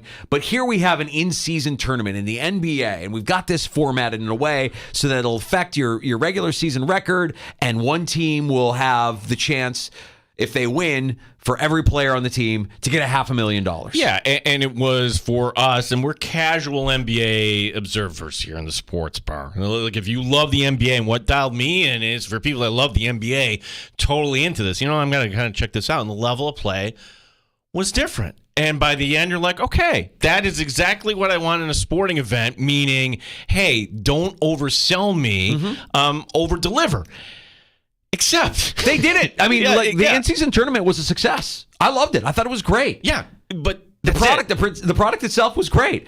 However, winning the inaugural in-season tournament, the LA Lakers, we're going to hang a banner for the in-season tournament championship? Well, one of the GOATs, sports bar legend, sports talk legend. We're not here without Mad Dog. Mike and the Mad Dog, the OGs. Mad Dog on First Take on the LA Lakers raising a banner to the in-season tournament. Can you imagine what Elgin Baylor's doing right now? How about Jerry West? The logo. Kareem. How about Gail Goodrich? Look him up. Happy Hurston. Jimmy McMillan. All right? Paul Gasol. God rest his soul, Kobe. We are going to drink champagne after we win a regular season tournament, first inaugural in the locker room, and then to top it off, they got 18, 19 banners. How many championships? 17. And they're drinking champagne, and then they're going to raise a banner to the rafters in LA for winning this inaugural tournament. Banners are for championships and retired numbers. They're not for a 4-game series in the middle of November, and I'm not knocking the inaugural tournament. The Silver did a great job with it. I'm not knocking it. But you got to have a little perspective here. That's the Lakers are the lands of West and Banner and Wilt and Kareem and Jamal Wilkes. And how about Pat Riley? Think Riley liked to see that when he was in Miami? Watching them freaking put the banner up? Pat must have thrown up when he saw that. How about Magic Johnson? You think Magic like that? How about Worthy? That is a disgrace. Dog is on one. Look at this. He's on one. Banners! And you tarnish that with the banner from the inaugural Challenge Cup? God help me, please. Number three. Lord, not the And you Lord. know I'm right. I think you're overreacting. That's Stephen A. Stephen A. delivering the knockout blow. I think you're overreacting. That's Mad Dog from First Take of the Year nominee. The Lakers hanging their inaugural in-season tournament championship banner. And now they have 2 fraudulent championships that they can celebrate in LA. Their defense of this danger was that they left a lot of space on the banner so they could add future years. So if they win this again next year, Oh, it won't be a separate banner. Yeah, it'll just going to be one banner. But now every team is going to have to raise a fake banner. If the Lakers did it, we have to do it. And they'll do the same thing. Yeah. I like that better than its own individual banner, but it still is kind of like, come on, really? I mean, I'm with Skip. I'm sorry, I'm with Mad Dog that banners are for championships and retired numbers. End of story. But you're hanging a banner for the promotion, the in-season tournament. That and the bubble tournament, the bubble championship, like, okay, you got a couple of fake banners up there in the rafters at Crypto. The Disney Mickey Mouse, they give you a pair That's of yours, right. yeah. Not a real championship. So there you have it, folks. Our Take of the Year nominees. We've sprinkled them out over the first couple of hours of the show. And now all that's left to do is crown a winner. A Take of the Year for 2023. And just quickly to recap, you heard Giannis, you heard Mad Dog, you heard Nikola Jokic from the NBA, you heard Zion. You heard my rant on Sean McDermott and the Bills having too many men on the field for a missed field goal attempt against Denver. You heard Gino earlier on Jack is not a real name. Maggie Gray on 13 seconds being the best that it will get for this era of the Buffalo Bills. Steve Tasker on Stephon Diggs in mandatory minicamp. Sean O'Hara on Tom Brady's retirement being something you'll remember like 9/11 or JFK's assassination. We can't give that one. Wait, can we cross that one off? We cannot. Adam from Irondequoit declaring that Bill Belichick isn't even a top 5 all-time head coach. John Sterling getting plunked with a foul ball. And Steve Smith eviscerating Jerry Jeudy. Your 2023 Take of the Year nominees. Now it's on to crowning a Take of the Year. Now, this was you and I have the casting votes here. Who would win? A little back and forth here. Hey, by the way, if you want to weigh in before we announce the winner, give us your vote. Maybe you can sway our opinions here. Our phone number is 585-866-4FAN. That's the Good Smoke Barbecue and Pub Wingman line, 866-4326. Award-winning barbecue from Good Smoke Barbecue and Pub. A new location at 135 West Commercial Street in ER, goodsmokebbq.com. We'll listen to your rationale for your vote for Take of the Year. We will crown the winner next on The Fan. And we'll also talk to Rochester Nighthawks captain Dan Coates before we close up shop here next on The Fan Rochester.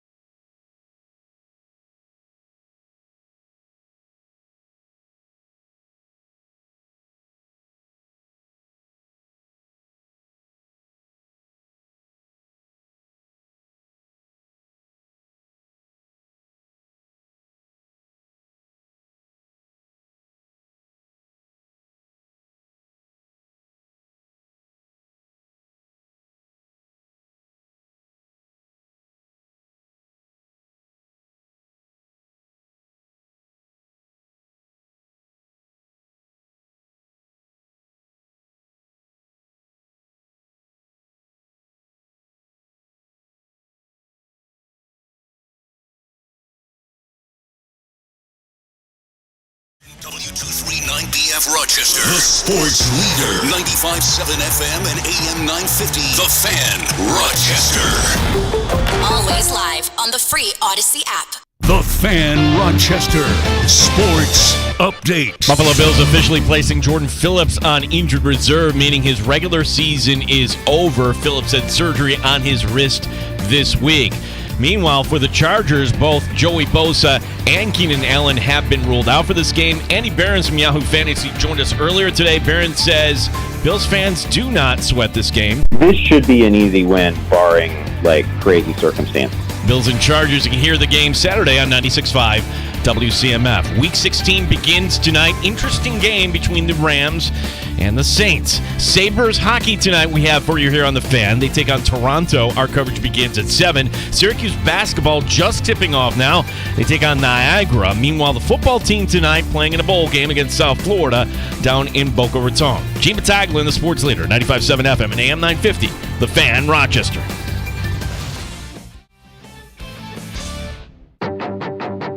The Sports Bar with Danger and Battaglia. Caught, touchdown, Chargers! Yes, touchdown, Buffalo. Josh Allen. This Buffalo attack where you're like, oh, shoot, we got to stop Josh Allen in this passing attack. Uh-oh, no, we got to stop James Cook in this running attack. You don't know where to start. The important thing is we get ourselves rested and ready to go, and we play at a very high level. Jordan Phillips, place him on injured reserve. James Cook, Little Dirty Jr. Mike Danger. Take of the year. We'll go through all the nominees. We'll crown our Take of the Year champion. Our final show of 2023 here on The Fan. Gene Battaglia. Happy holidays to you and your family. We appreciate all your time this year, and Happy New Year to you, and all the best. So many Leaf fans in the building. Go Leafs. Final score at the Blue Cross Arena, Cleveland Monsters 5, Rochester Americans 3. Make sure you have a take and that the take does not suck. Takes on tap. Let's go! 95.7 FM and AM 950, The Fan, Rochester. Happy hour in the sports bar with Danger and Battaglia. Thanks for joining us. Happy holidays. Merry Christmas. Appreciate you listening along locally at 95.7 FM, AM 950. The Fan Rochester sounds its best in the free-to-download Odyssey app. We're streaming live there, also streaming on YouTube and on Twitch at The Fan Rochester, where if you're watching along right now, you can see Gene holding up his Christmas present from me. Hashtag Box Wine Mafia. That's the dry rosé. I like to call it the brosé. I know that you and the executive producer like yourselves a little dry rosé. So that's for both of you. I hope there's still some left by the time you get home tonight. Danger, I can't possibly. I ruined the bit there because I had my microphone off there. Let me pour it a little bit more here. Oh, okay. Yeah, you're not going to judge me for a full pour here, are you? I mean, this is your second full glass of the show? Yeah. I just went on you wild man. Yeah. We don't know the pitch count, though. That's the beauty of the boxed wine. You don't know exactly how much you've had. But yes, Gino has his glass of rosé. I've got my glass of brown liquid that was gifted to me from a coworker earlier today. Moose from PXY left me a bottle of bourbon on my desk, and when I saw that, I'm like, oh, we're going to have a fun afternoon in the sports bar today, and why not? It's our final show of the year. It's our final show of the calendar year 2023, which means it's time to crown the sports bar's Take of the Year. And we've been recapping them throughout the course of the afternoon. We've got 12 separate pieces of audio, 12 separate takes. Some takes, some are just brilliant pieces of audio. And I think that what we've done here through the course of this process for Take of the Year is we've identified some very, very strong takes in the last 12 months. We've also identified some kind of like categories that have splintered off. I mean, I think if we were to award best audio of 2023, I mean, this has to be our winner because it's now a part of our production on a near daily basis. And that would be John Sterling getting hit in the head with a foul ball. Now the 3-2 swung on, a pop foul back here. Ow! Ow! It really hit me. I didn't know it was coming back that far. You got to give it to Sterling for taking one for the team. And now whenever news breaks in the sports bar, you'll know. Ow! Ow! Ow! It really hit me. I didn't know it was coming back that far. News breaks, and so does Sterling's face. And we're only laughing at it because he's okay. He was okay. He's okay. He's a treasure. He's a legend. We appreciate John Sterling.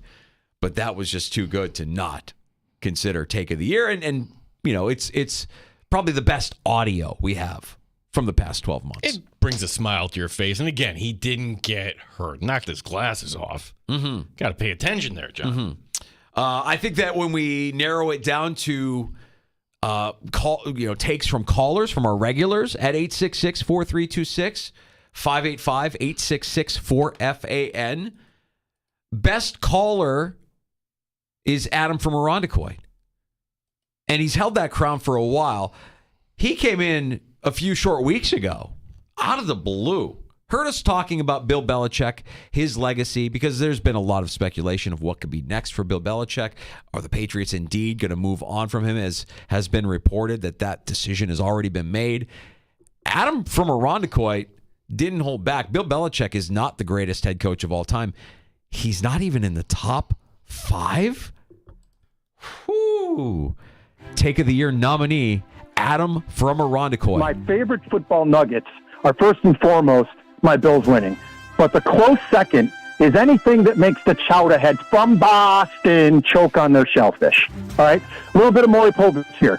Bill Belichick, you are not the greatest coach of all time. Yes. It's the truth, and I don't even think he's in the top 5. All right? He's a good coach, no doubt. But tell me the Super Bowl he won without Tom.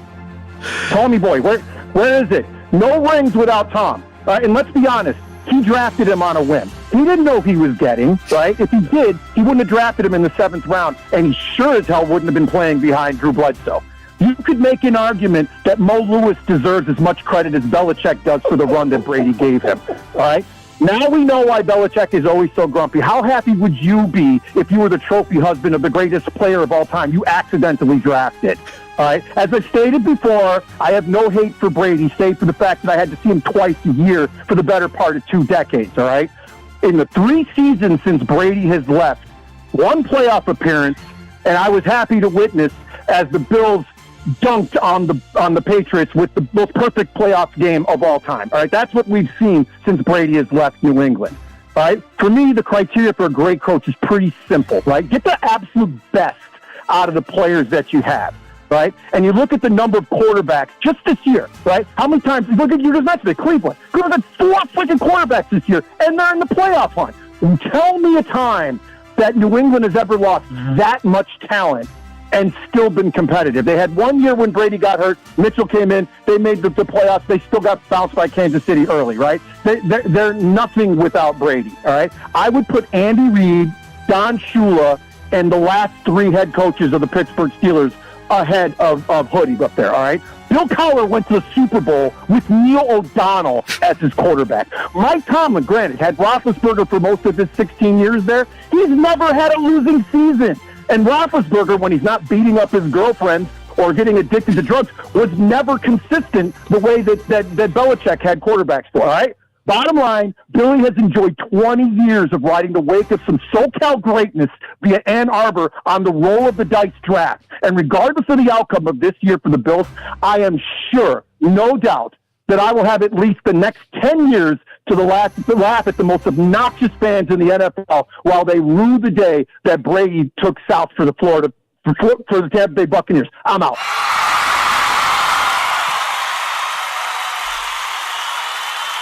That's how you do it. That's how you call into a sports talk show. Brian casting his vote. You can write to us on X. Definitely have to go with Adam. He gets the handicap points for being an average person with a professional take. Get that man a job. Oh, he's great. He's a professional sports talk caller. It's a fantastic call from Adam from Irondequoit.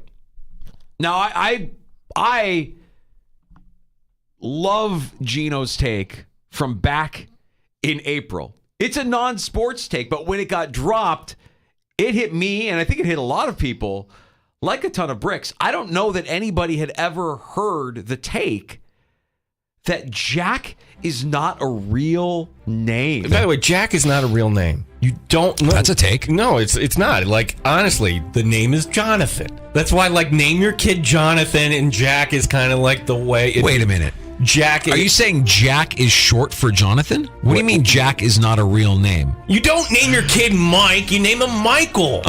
So what's You don't name your kid Nick. You name him Nicholas. So where does Jack come from? Jonathan. John comes from Jonathan. Yeah. Where does Jack come from? Jack comes from John or Jonathan. Really? Jack tweeting us. You said just not a real name. I think you summoned Jack by saying, "Hey, Jack, by the way, this guy over here says your name isn't real." That's his take. Jack is probably a Jonathan or John. I would like confirmation on that from one of our regulars on Twitter. Jack tweeting us. I'm still stunned by Jack isn't a real name. It's a great take. And also, I also like the guys that are named what they're named, but when you look at them, they don't look like their name. Do you know what I'm saying? You don't really look like a Eugene, if I'm being honest with you. Okay. What am I, Carl? What am I? You're Rick. I'm Rick. Yeah. Okay. Thanks. Rick Battaglia. You're not Gene or Eugene. You're Rick. Rick Battaglia with me, Mike Danger, here in the Sports Bar. Jack isn't a real name. And if you have the name Jack, you might not look like your name. Jack that tweets us, though, looks like a Jack. That looks like a Jack. Yeah. Jack, you're cool. But it's not your real name, Jack. We want confirmation if Jack is actually short for, what did you say, Jonathan? John or Jonathan. but these parents that name the kids Jack are just, Yeah, it's a strong name.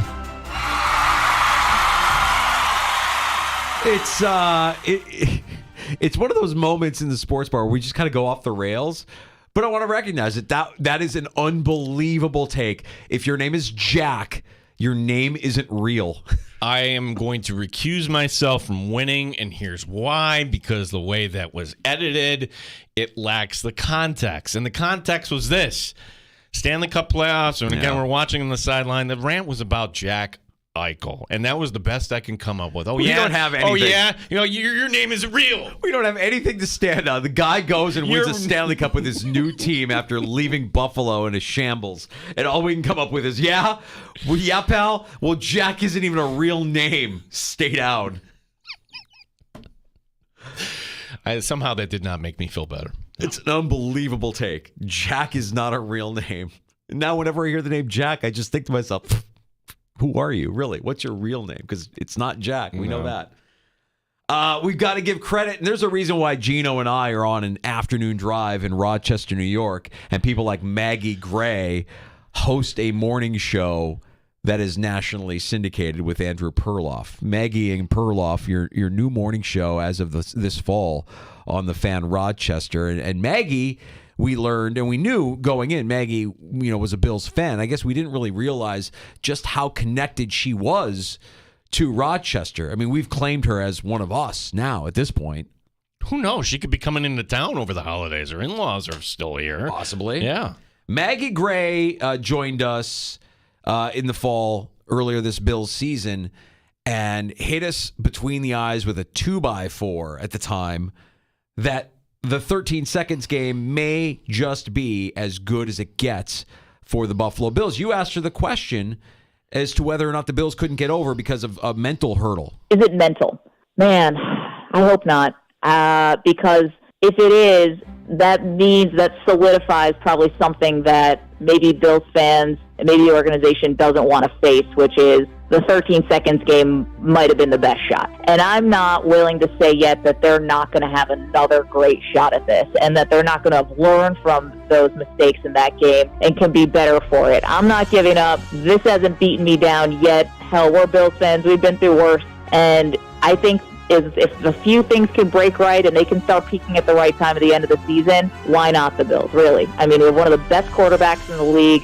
We still have a great defense despite some of the injuries. I'm saying we now, like I'm suiting up for the team. But I'm still with this team.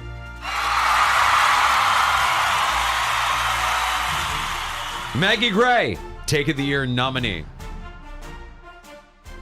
It's good.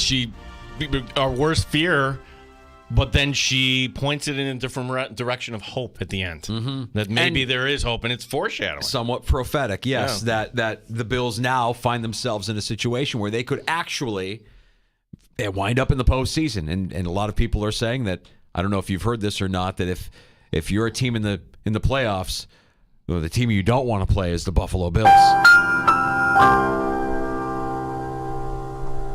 I want to showcase one more time Steve Tasker from One Bills Live for his take during mandatory minicamp. The Buffalo Bills were the NFL's top story during a time of year where you should not be making headlines. Sean McDermott, a little clumsy with his words, and some drama around star wide receiver Steph Diggs.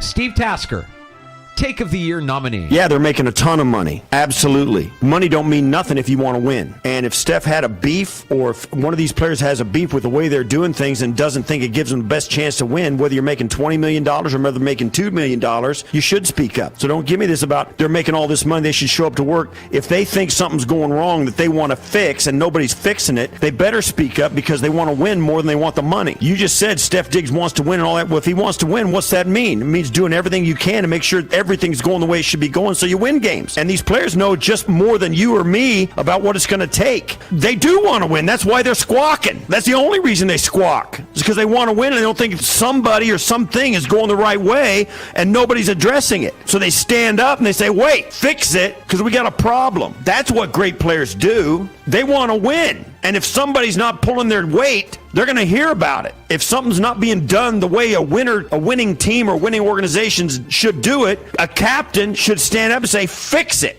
That's how it's supposed to work. Nobody has said that Steph Diggs all of a sudden took it out of gear. He's been making a lot of money for a lot of years, and he's been playing hard. Lights out. Hard for this club. That's when you get frustrated. When you're a player like Steph Diggs of his caliber, when you're a player Von Miller's caliber, when you're a player Josh Allen's caliber, and you're balling out, and it doesn't work, and something's not working, and then somebody comes out and something looks different, or something is not right, that's when you stand up and say, listen, what am I doing here? I'm making all this money. I'm putting up all these numbers. I'm doing everything I can to help this team win, and you got this over here going on? Fix it. Right. Great players know how to win. Those guys know what's going on. When they see something wrong, they address it. Now, some guys, you can say, address it differently than Steph Diggs did, but I'll tell you what, whatever it was that Steph Diggs brought to the table, he's practicing today. There you go. Wow.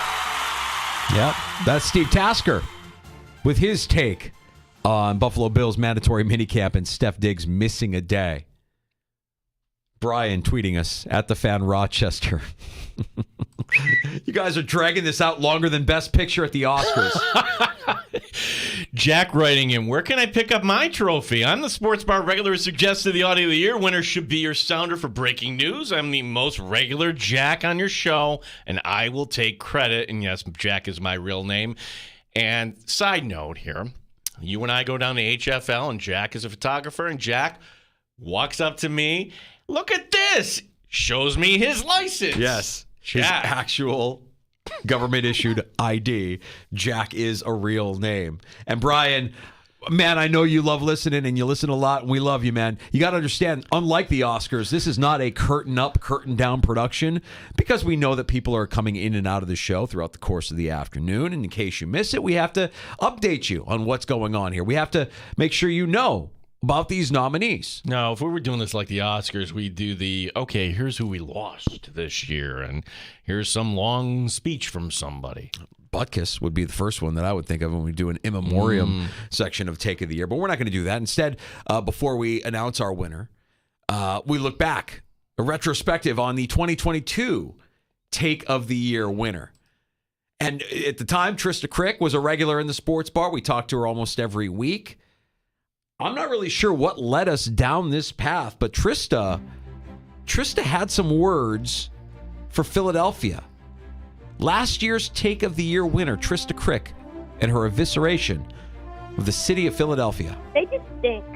They just stink in every way. Like, they think they're a big market. The fans are obnoxious. The fans are the kind of people who walk around with dirty feet and slides, like with no socks on in the middle of the summer. It's just like the city itself I don't really like, particularly the food's not that good. Like, you go around there and you're like, you walk around the city of Philadelphia, and you're like, man, this is a trash hole. This is like a dumpster fire of a city. There's maybe like some pockets of of beauty, but there's just nothing green. It's concrete everywhere. And I think they have a very high opinion of themselves in Philadelphia. They think that they should be winning more than they do. And, truthfully, they should all just lock in on the process, just being in a perpetual state of the process. You know, it's a good take because it doesn't fatigue. I'm not tired of hearing Trista rip on Philadelphia. The food is bad. It's the one thing you go to Philadelphia, we're going to get a cheesesteak. It's the first thing, one of the first things you think of with Philadelphia. The food is bad. It's a giant trash hole. But the way she delivers it, just fact, they're obnoxious. The dirty feet one, that kills me. Dirty feet slides with no socks. All right, Gino. I want to make sure we have plenty of time for shots, and I also want to make sure we have plenty of time for Rochester Nighthawks captain Dan Coates, who's going to join us here before 6 o'clock. I think it's time that we unveil the winner of the 2023 Take of the Year. Now, if I was more prepared, I would have a drum roll ready to go. However, I do not have a drum roll ready to go. 12 nominees. You had Maggie Gray's 13 seconds is the best it gets for the Bills. Mad Dog on the Lakers hanging a fraudulent banner for the in-season tournament. My rant on Sean McDermott. Your rant on Jack is not a real name. Giannis on the 2022-2023 season being not a failure. Jokic on the parade. Tasker on Bill's minicamp. Zion Williamson on his health. Sean O'Hara on Brady's retirement being as memorable as 9/11. Adam from Irondequoit on Bill Belichick not being a top 5 all-time head coach. John Sterling getting hit with the foul ball. And Steve Smith undressing Jerry Jeudy on national TV. Take of the Year 2023 winner, Maggie Gray. Maggie Gray gets it because she summarizes our worst fear. Our worst fear, oh my gosh, the window did close. But in the end gives us hope. Wouldn't you know? This launches us into 2024. Now, Maggie Gray could not be here today on the Sports Bar, but Mike Danger, she recorded a very special message in her acceptance speech. Wow, thank you so much to everyone at the Sports Bar. Everyone in Rochester, this is for you. Take of the Year in 2023. I am so honored, and never have I hoped that I was more wrong in my entire life, because I hope that the 13 seconds game wasn't the Bills' best chance at a Super Bowl. So here's hoping, fingers crossed, that the Bills can still make some noise this season. But man, am I honored just to be a part of your show, be a guest on your show, and now to be the Take of the Year. It is too humbling an experience. So for everyone from Charlotte to Chilai, to Brighton, to Greece, everybody in Rochester, garbage plates on me. Let's go, and let's go Bills. Maggie Gray, 2023 Take of the Year winner. Wow, and she's honored. Did nail Charlotte and Chilai in one sentence? She's saying, I am one of you. She's one of us. We're claiming her. She's ours. Rochesterian Maggie Gray with Take of the Year. God, what can you say? I mean, that was fantastic. Yeah. Now we look forward to 2024, and Maggie will, I'm sure, come on with us at some point in early January to accept her award officially in person, and also to talk some more Buffalo Bills here, hopefully in the playoffs. Yeah, Adam writing in, one of our nominees, and I think he's referring to Tasker here, to go bad grammar and clearly spit into the microphone. He felt away. He gets my vote. It's great. It was tight. A lot of great nominees this year. Really tight. Tasker's take was fantastic. I still like Jack is not a real name. But in the end, Maggie Gray just putting it out there bluntly in a way that I think all of us kind of recognized but didn't really want to say that it might be as good as it gets. 13 seconds might have been the best opportunity for this Bills team, but also offering a bit of optimism, a bit of hope that they can turn it around.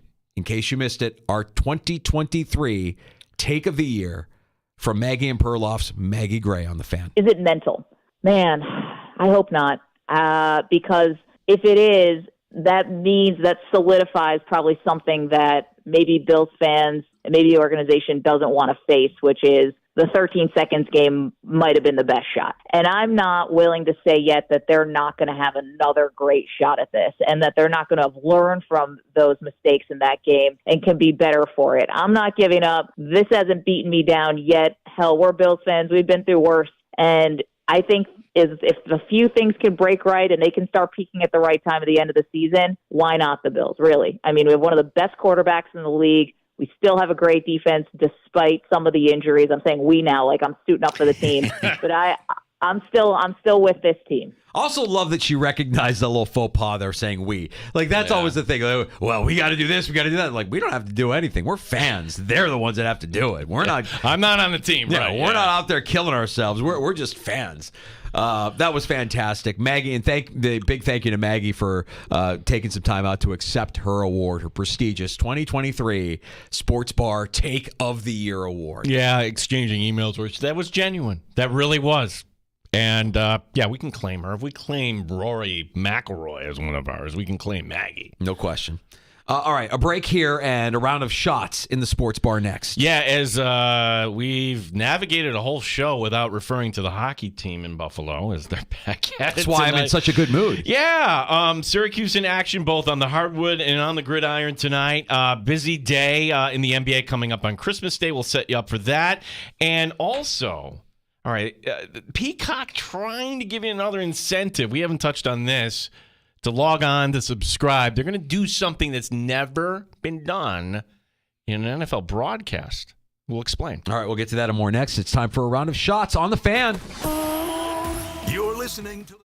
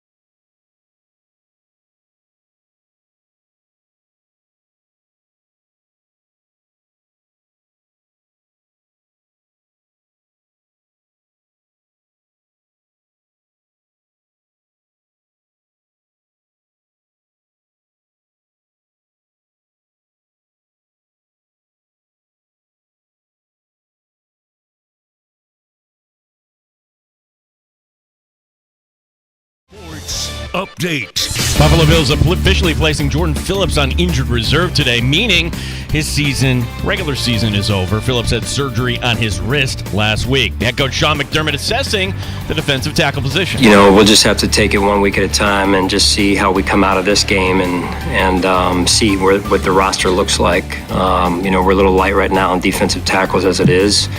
Just trying to practice out there and yesterday and so, I think we'll make an evaluation of that once we get out of this game.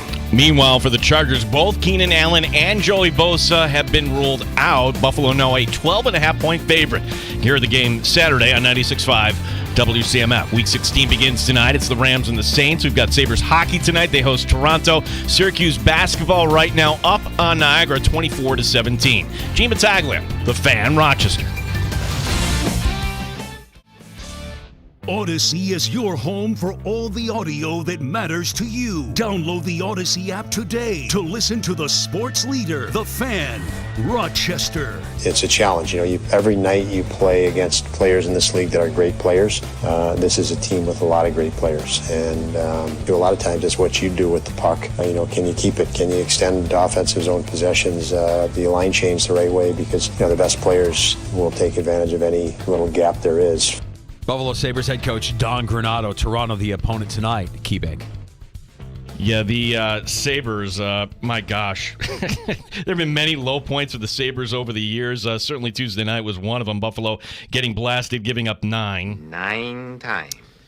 Oh, goody. The Maple Leafs and their thousands of fans invade Buffalo tonight. Be sure to spend a lot of money while you're here. 7 o'clock, the puck drop tonight on the Fan.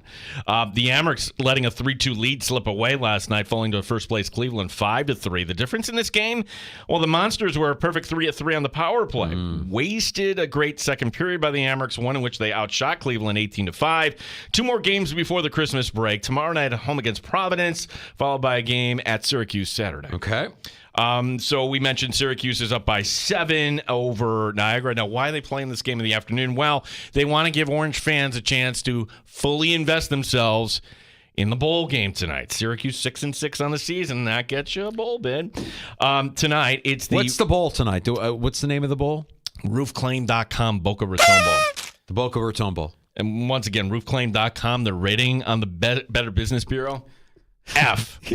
F. So fantastic. Well, this is what 6-6 will get you. Yeah. The Orange favored by 3. Nunzio Campanelli. Hey! He's Italian. What? He's coaching the team one last time tonight, although I think he's staying on the staff, though. Of course he's staying on the staff, because he's Italian, Gino! It's on the big platform, ESPN tonight at 8 o'clock, Syracuse in South Florida. Nunzio Campanelli.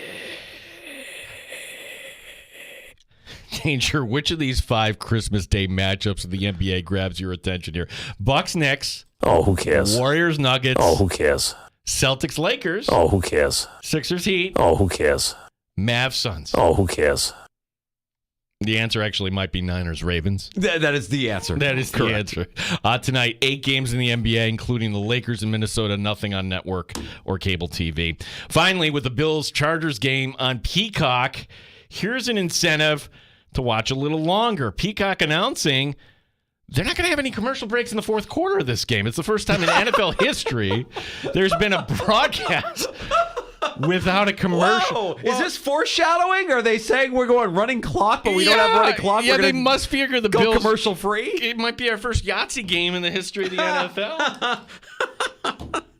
Oh, that's fantastic! Great news. Don't know if it's an incentive that's worth $6 a month, but well, why do that in the fourth quarter? Why not do it in the first? Do you remember how enjoyable that Kansas City game was in the first quarter? It was fantastic. It whipped by. There were no commercial breaks. You get to watch the Bills kind of go deep and take care of business there at Kansas City, commercial free. That was fun. Now what we're gonna get, if all things go to plan, on Saturday night, you'll get a fourth quarter that's commercial free with Kyle Allen leading the charge for the Buffalo Bills. That's the hope, at least. Yeah, boy, that Bills-Cowboys game, you didn't realize because it was a 4:25 kickoff. It was only a 2.5-hour game. Dude, I was stunned by the time that game was over. Usually, if you're like me, your Sundays are kind of routine, right? You get done with that game. I usually have to rush dinner after the late afternoon game and before the Sunday night kickoff. And I was like, I got more time than I know what to do with here. It took like forever to get to 8:15 for that kickoff on Sunday night. We got Dan Coates from the Nighthawks coming up here in a little bit. Let's squeeze in a call. One of our favorites, John in Rochester. Happy holidays, John. Hey, Merry Christmas, John. Hey, guys, I wanted to wish you guys a Merry Christmas and a Happy New Year because I know you're not going to be around until after the 1st. But, hey, how about them Bills, man? They're running the table. John, it might be a take there I can't say you're overly optimistic on. I think you might be right here, bud. Man, they hit it. They're hitting in stride right now. It's unbelievable. Yeah, I mean, look, the emergence of James Cook, a lot to like about the offense, obviously, with Joe Brady now calling plays, and the defense all banged up, but still performing, and we'll see. I mean, look, the Chargers game shouldn't be that big of an issue for the Buffalo Bills. They should, if they're as good a team as we believe they might be, they should be able to dispatch of that team with ease on Saturday night. I'm not going to be as confident about New England. By the way, if you are so inclined on New Year's Eve, if you're looking for a place to watch the Bills and the Patriots, yours truly will be at Bill Gray's Tap Room, Seabreeze, for kickoff. Would love to see you out there. Bill Gray's Tap Room at Seabreeze. We can share a cold one and maybe a win or two. Get a Bills win over the Patriots, and then we'll look ahead to that Week 18 matchup.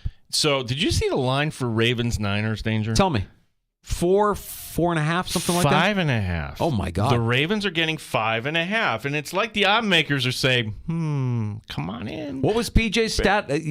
Lamar is something like 19-1. 19-1 against the NFC. Well, the reaction from the Ravens locker room, as you can imagine, complete lack of knowledge, though, they're showing with who sets the line. Safety Kyle Hamilton. We feel a little disrespected by that. Marlon Humphrey, my feelings are hurt.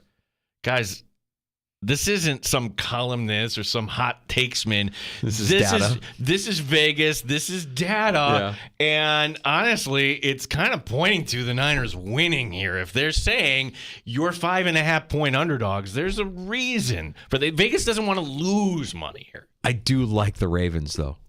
I do like the Ravens in that game. We'll see. We'll see how it shakes out. Man, going to be a great weekend of football. Bowl season. I'm just trying to imagine what the world looks like when we return in 2024. We'll be getting ready for a Week 18 in Miami. My gosh, we'll know who's in the national championship game in football. Will the Sabres still have the same head coach? My vote is yes, but we'll see. Luck could be determined tonight, I suppose. Also on X at the Fan Rochester, Josh, UPS driver Josh, sending us an update with his rankings for the take of the year. 1, Tasker. 2, Adam from Irondequoit. 3, Danger. LOL. Maggie was good, though. Hey, Josh, the UPS driver, thanks for everything you're doing this time of year. I mentioned it yesterday as well. If you're a delivery driver, if you're a mail carrier, I mean, whether it's the Postal Service, UPS, FedEx, Amazon, DHL, whatever is out there, you're doing a lot of work this time of year, and it isn't going unappreciated by Gino and I. So thank you, Josh. We appreciate you listening while you're making your deliveries. After hours, it's dark, it's cold. Got to deal with people and their stinky pets barking at you and leaving stuff on porches. Jack tweeting us at the Fan Rochester. Happy holidays, boys. Great choice in Take of the Year as winner. Truth be told, thank you for entertaining me every afternoon on my drive home. Looking forward to listening to you guys in 2024. Thank you, Jack, if that's indeed your real name. He proved it to me. Unless that was a fake ID. Could have been a fake ID. Got a fake ID just so he could prove you wrong. Went through that exercise. I didn't think we could move somebody to the point where they're going to pull out their wallet and be like, look, you're wrong. Yeah. Rochester Nighthawks captain Dan Coates stopping by for last call. Next on The Fan. You're listening to The Sports Bar with Danger and Battaglia.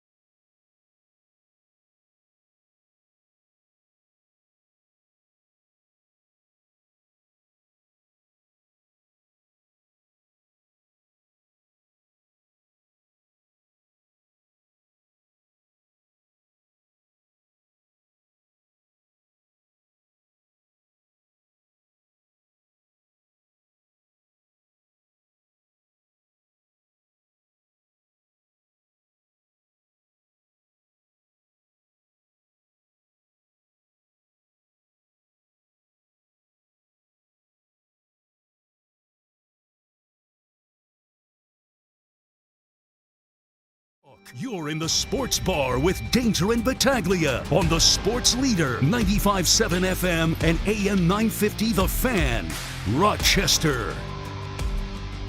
Last call in the Sports Bar, Danger and Battaglia. Final show of the year. What a year it's been.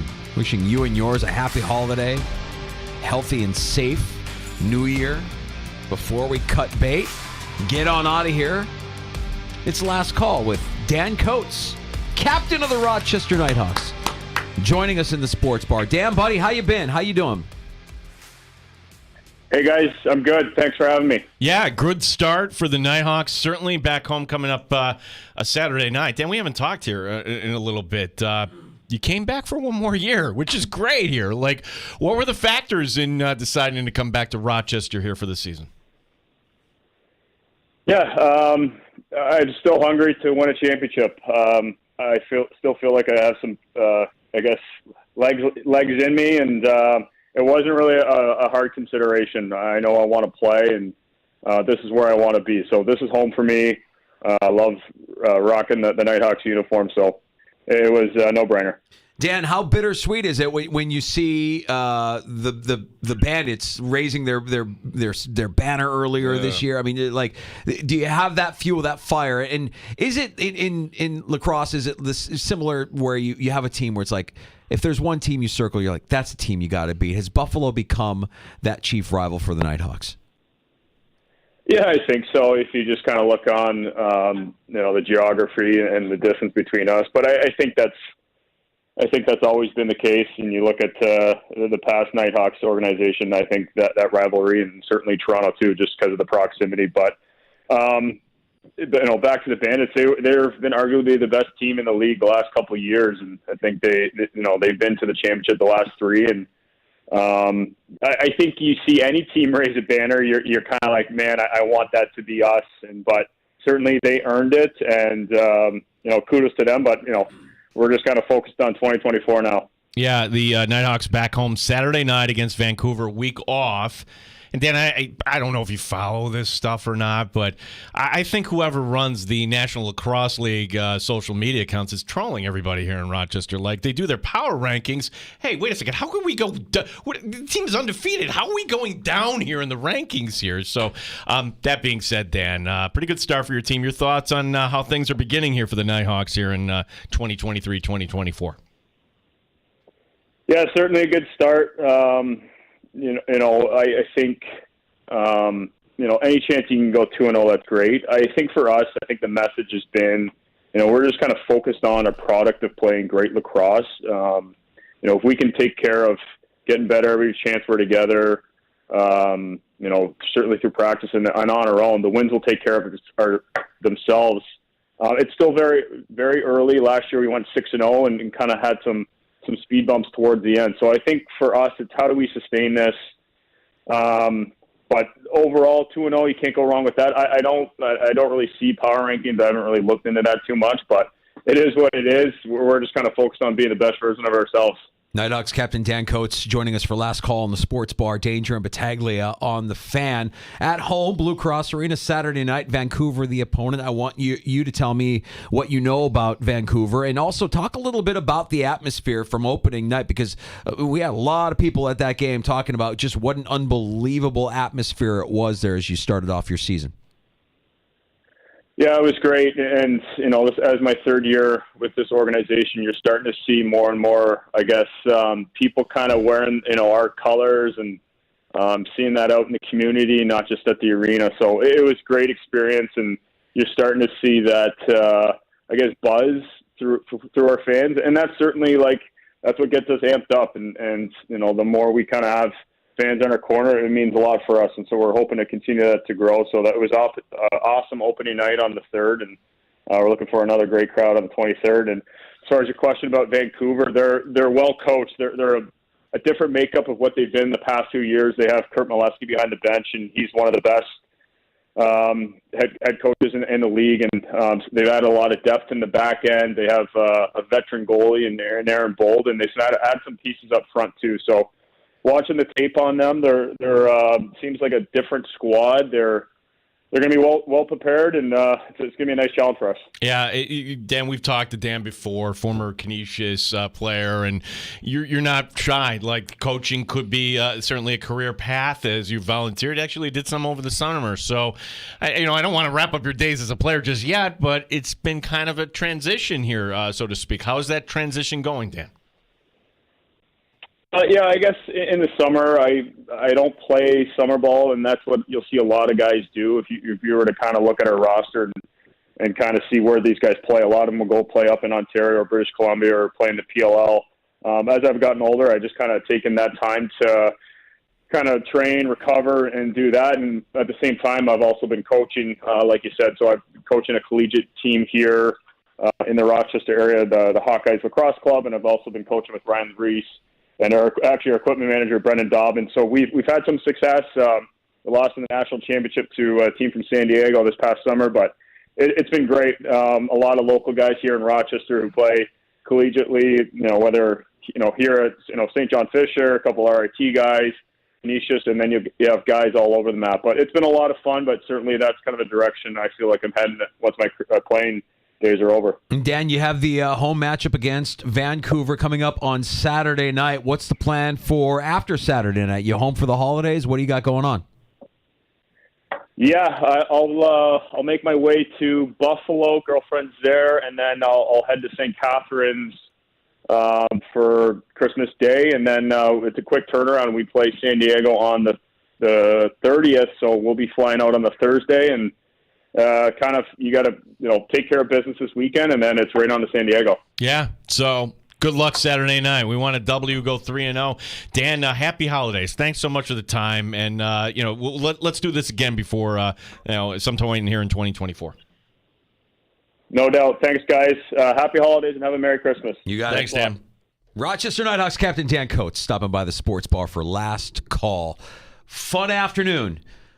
Take of the year. Congratulations to Maggie Gray of Maggie and Perloff. You hear them mornings here on the Fan Rochester with her Buffalo Bills. 13 seconds might have been the best opportunity for a championship take. Loved having that. Loved the entire Take of the Year nomination special and all of the interaction and all of the listeners and everybody reaching out and engaging with us. Like we said at the top, we can't do any of this without you. Our last show for 2023, but we will be back in 2024, and the world will look different. We'll have a Week 18 matchup against the Miami Dolphins to talk about for the Bills. We'll know who's in the College Football National Championship as well. Yeah, I think the Bills cover, by the way. I think I'll give them a 2-touchdown win over the Chargers, say 28-14. We'll take it. Enjoy your holiday season. Be safe, and thanks for listening to the Sports Bar with Danger and Battaglia. And stand by for CBS Sports Radio next on 95.7 FM and AM 950, The Fan Rochester. Odyssey has sports for everyone.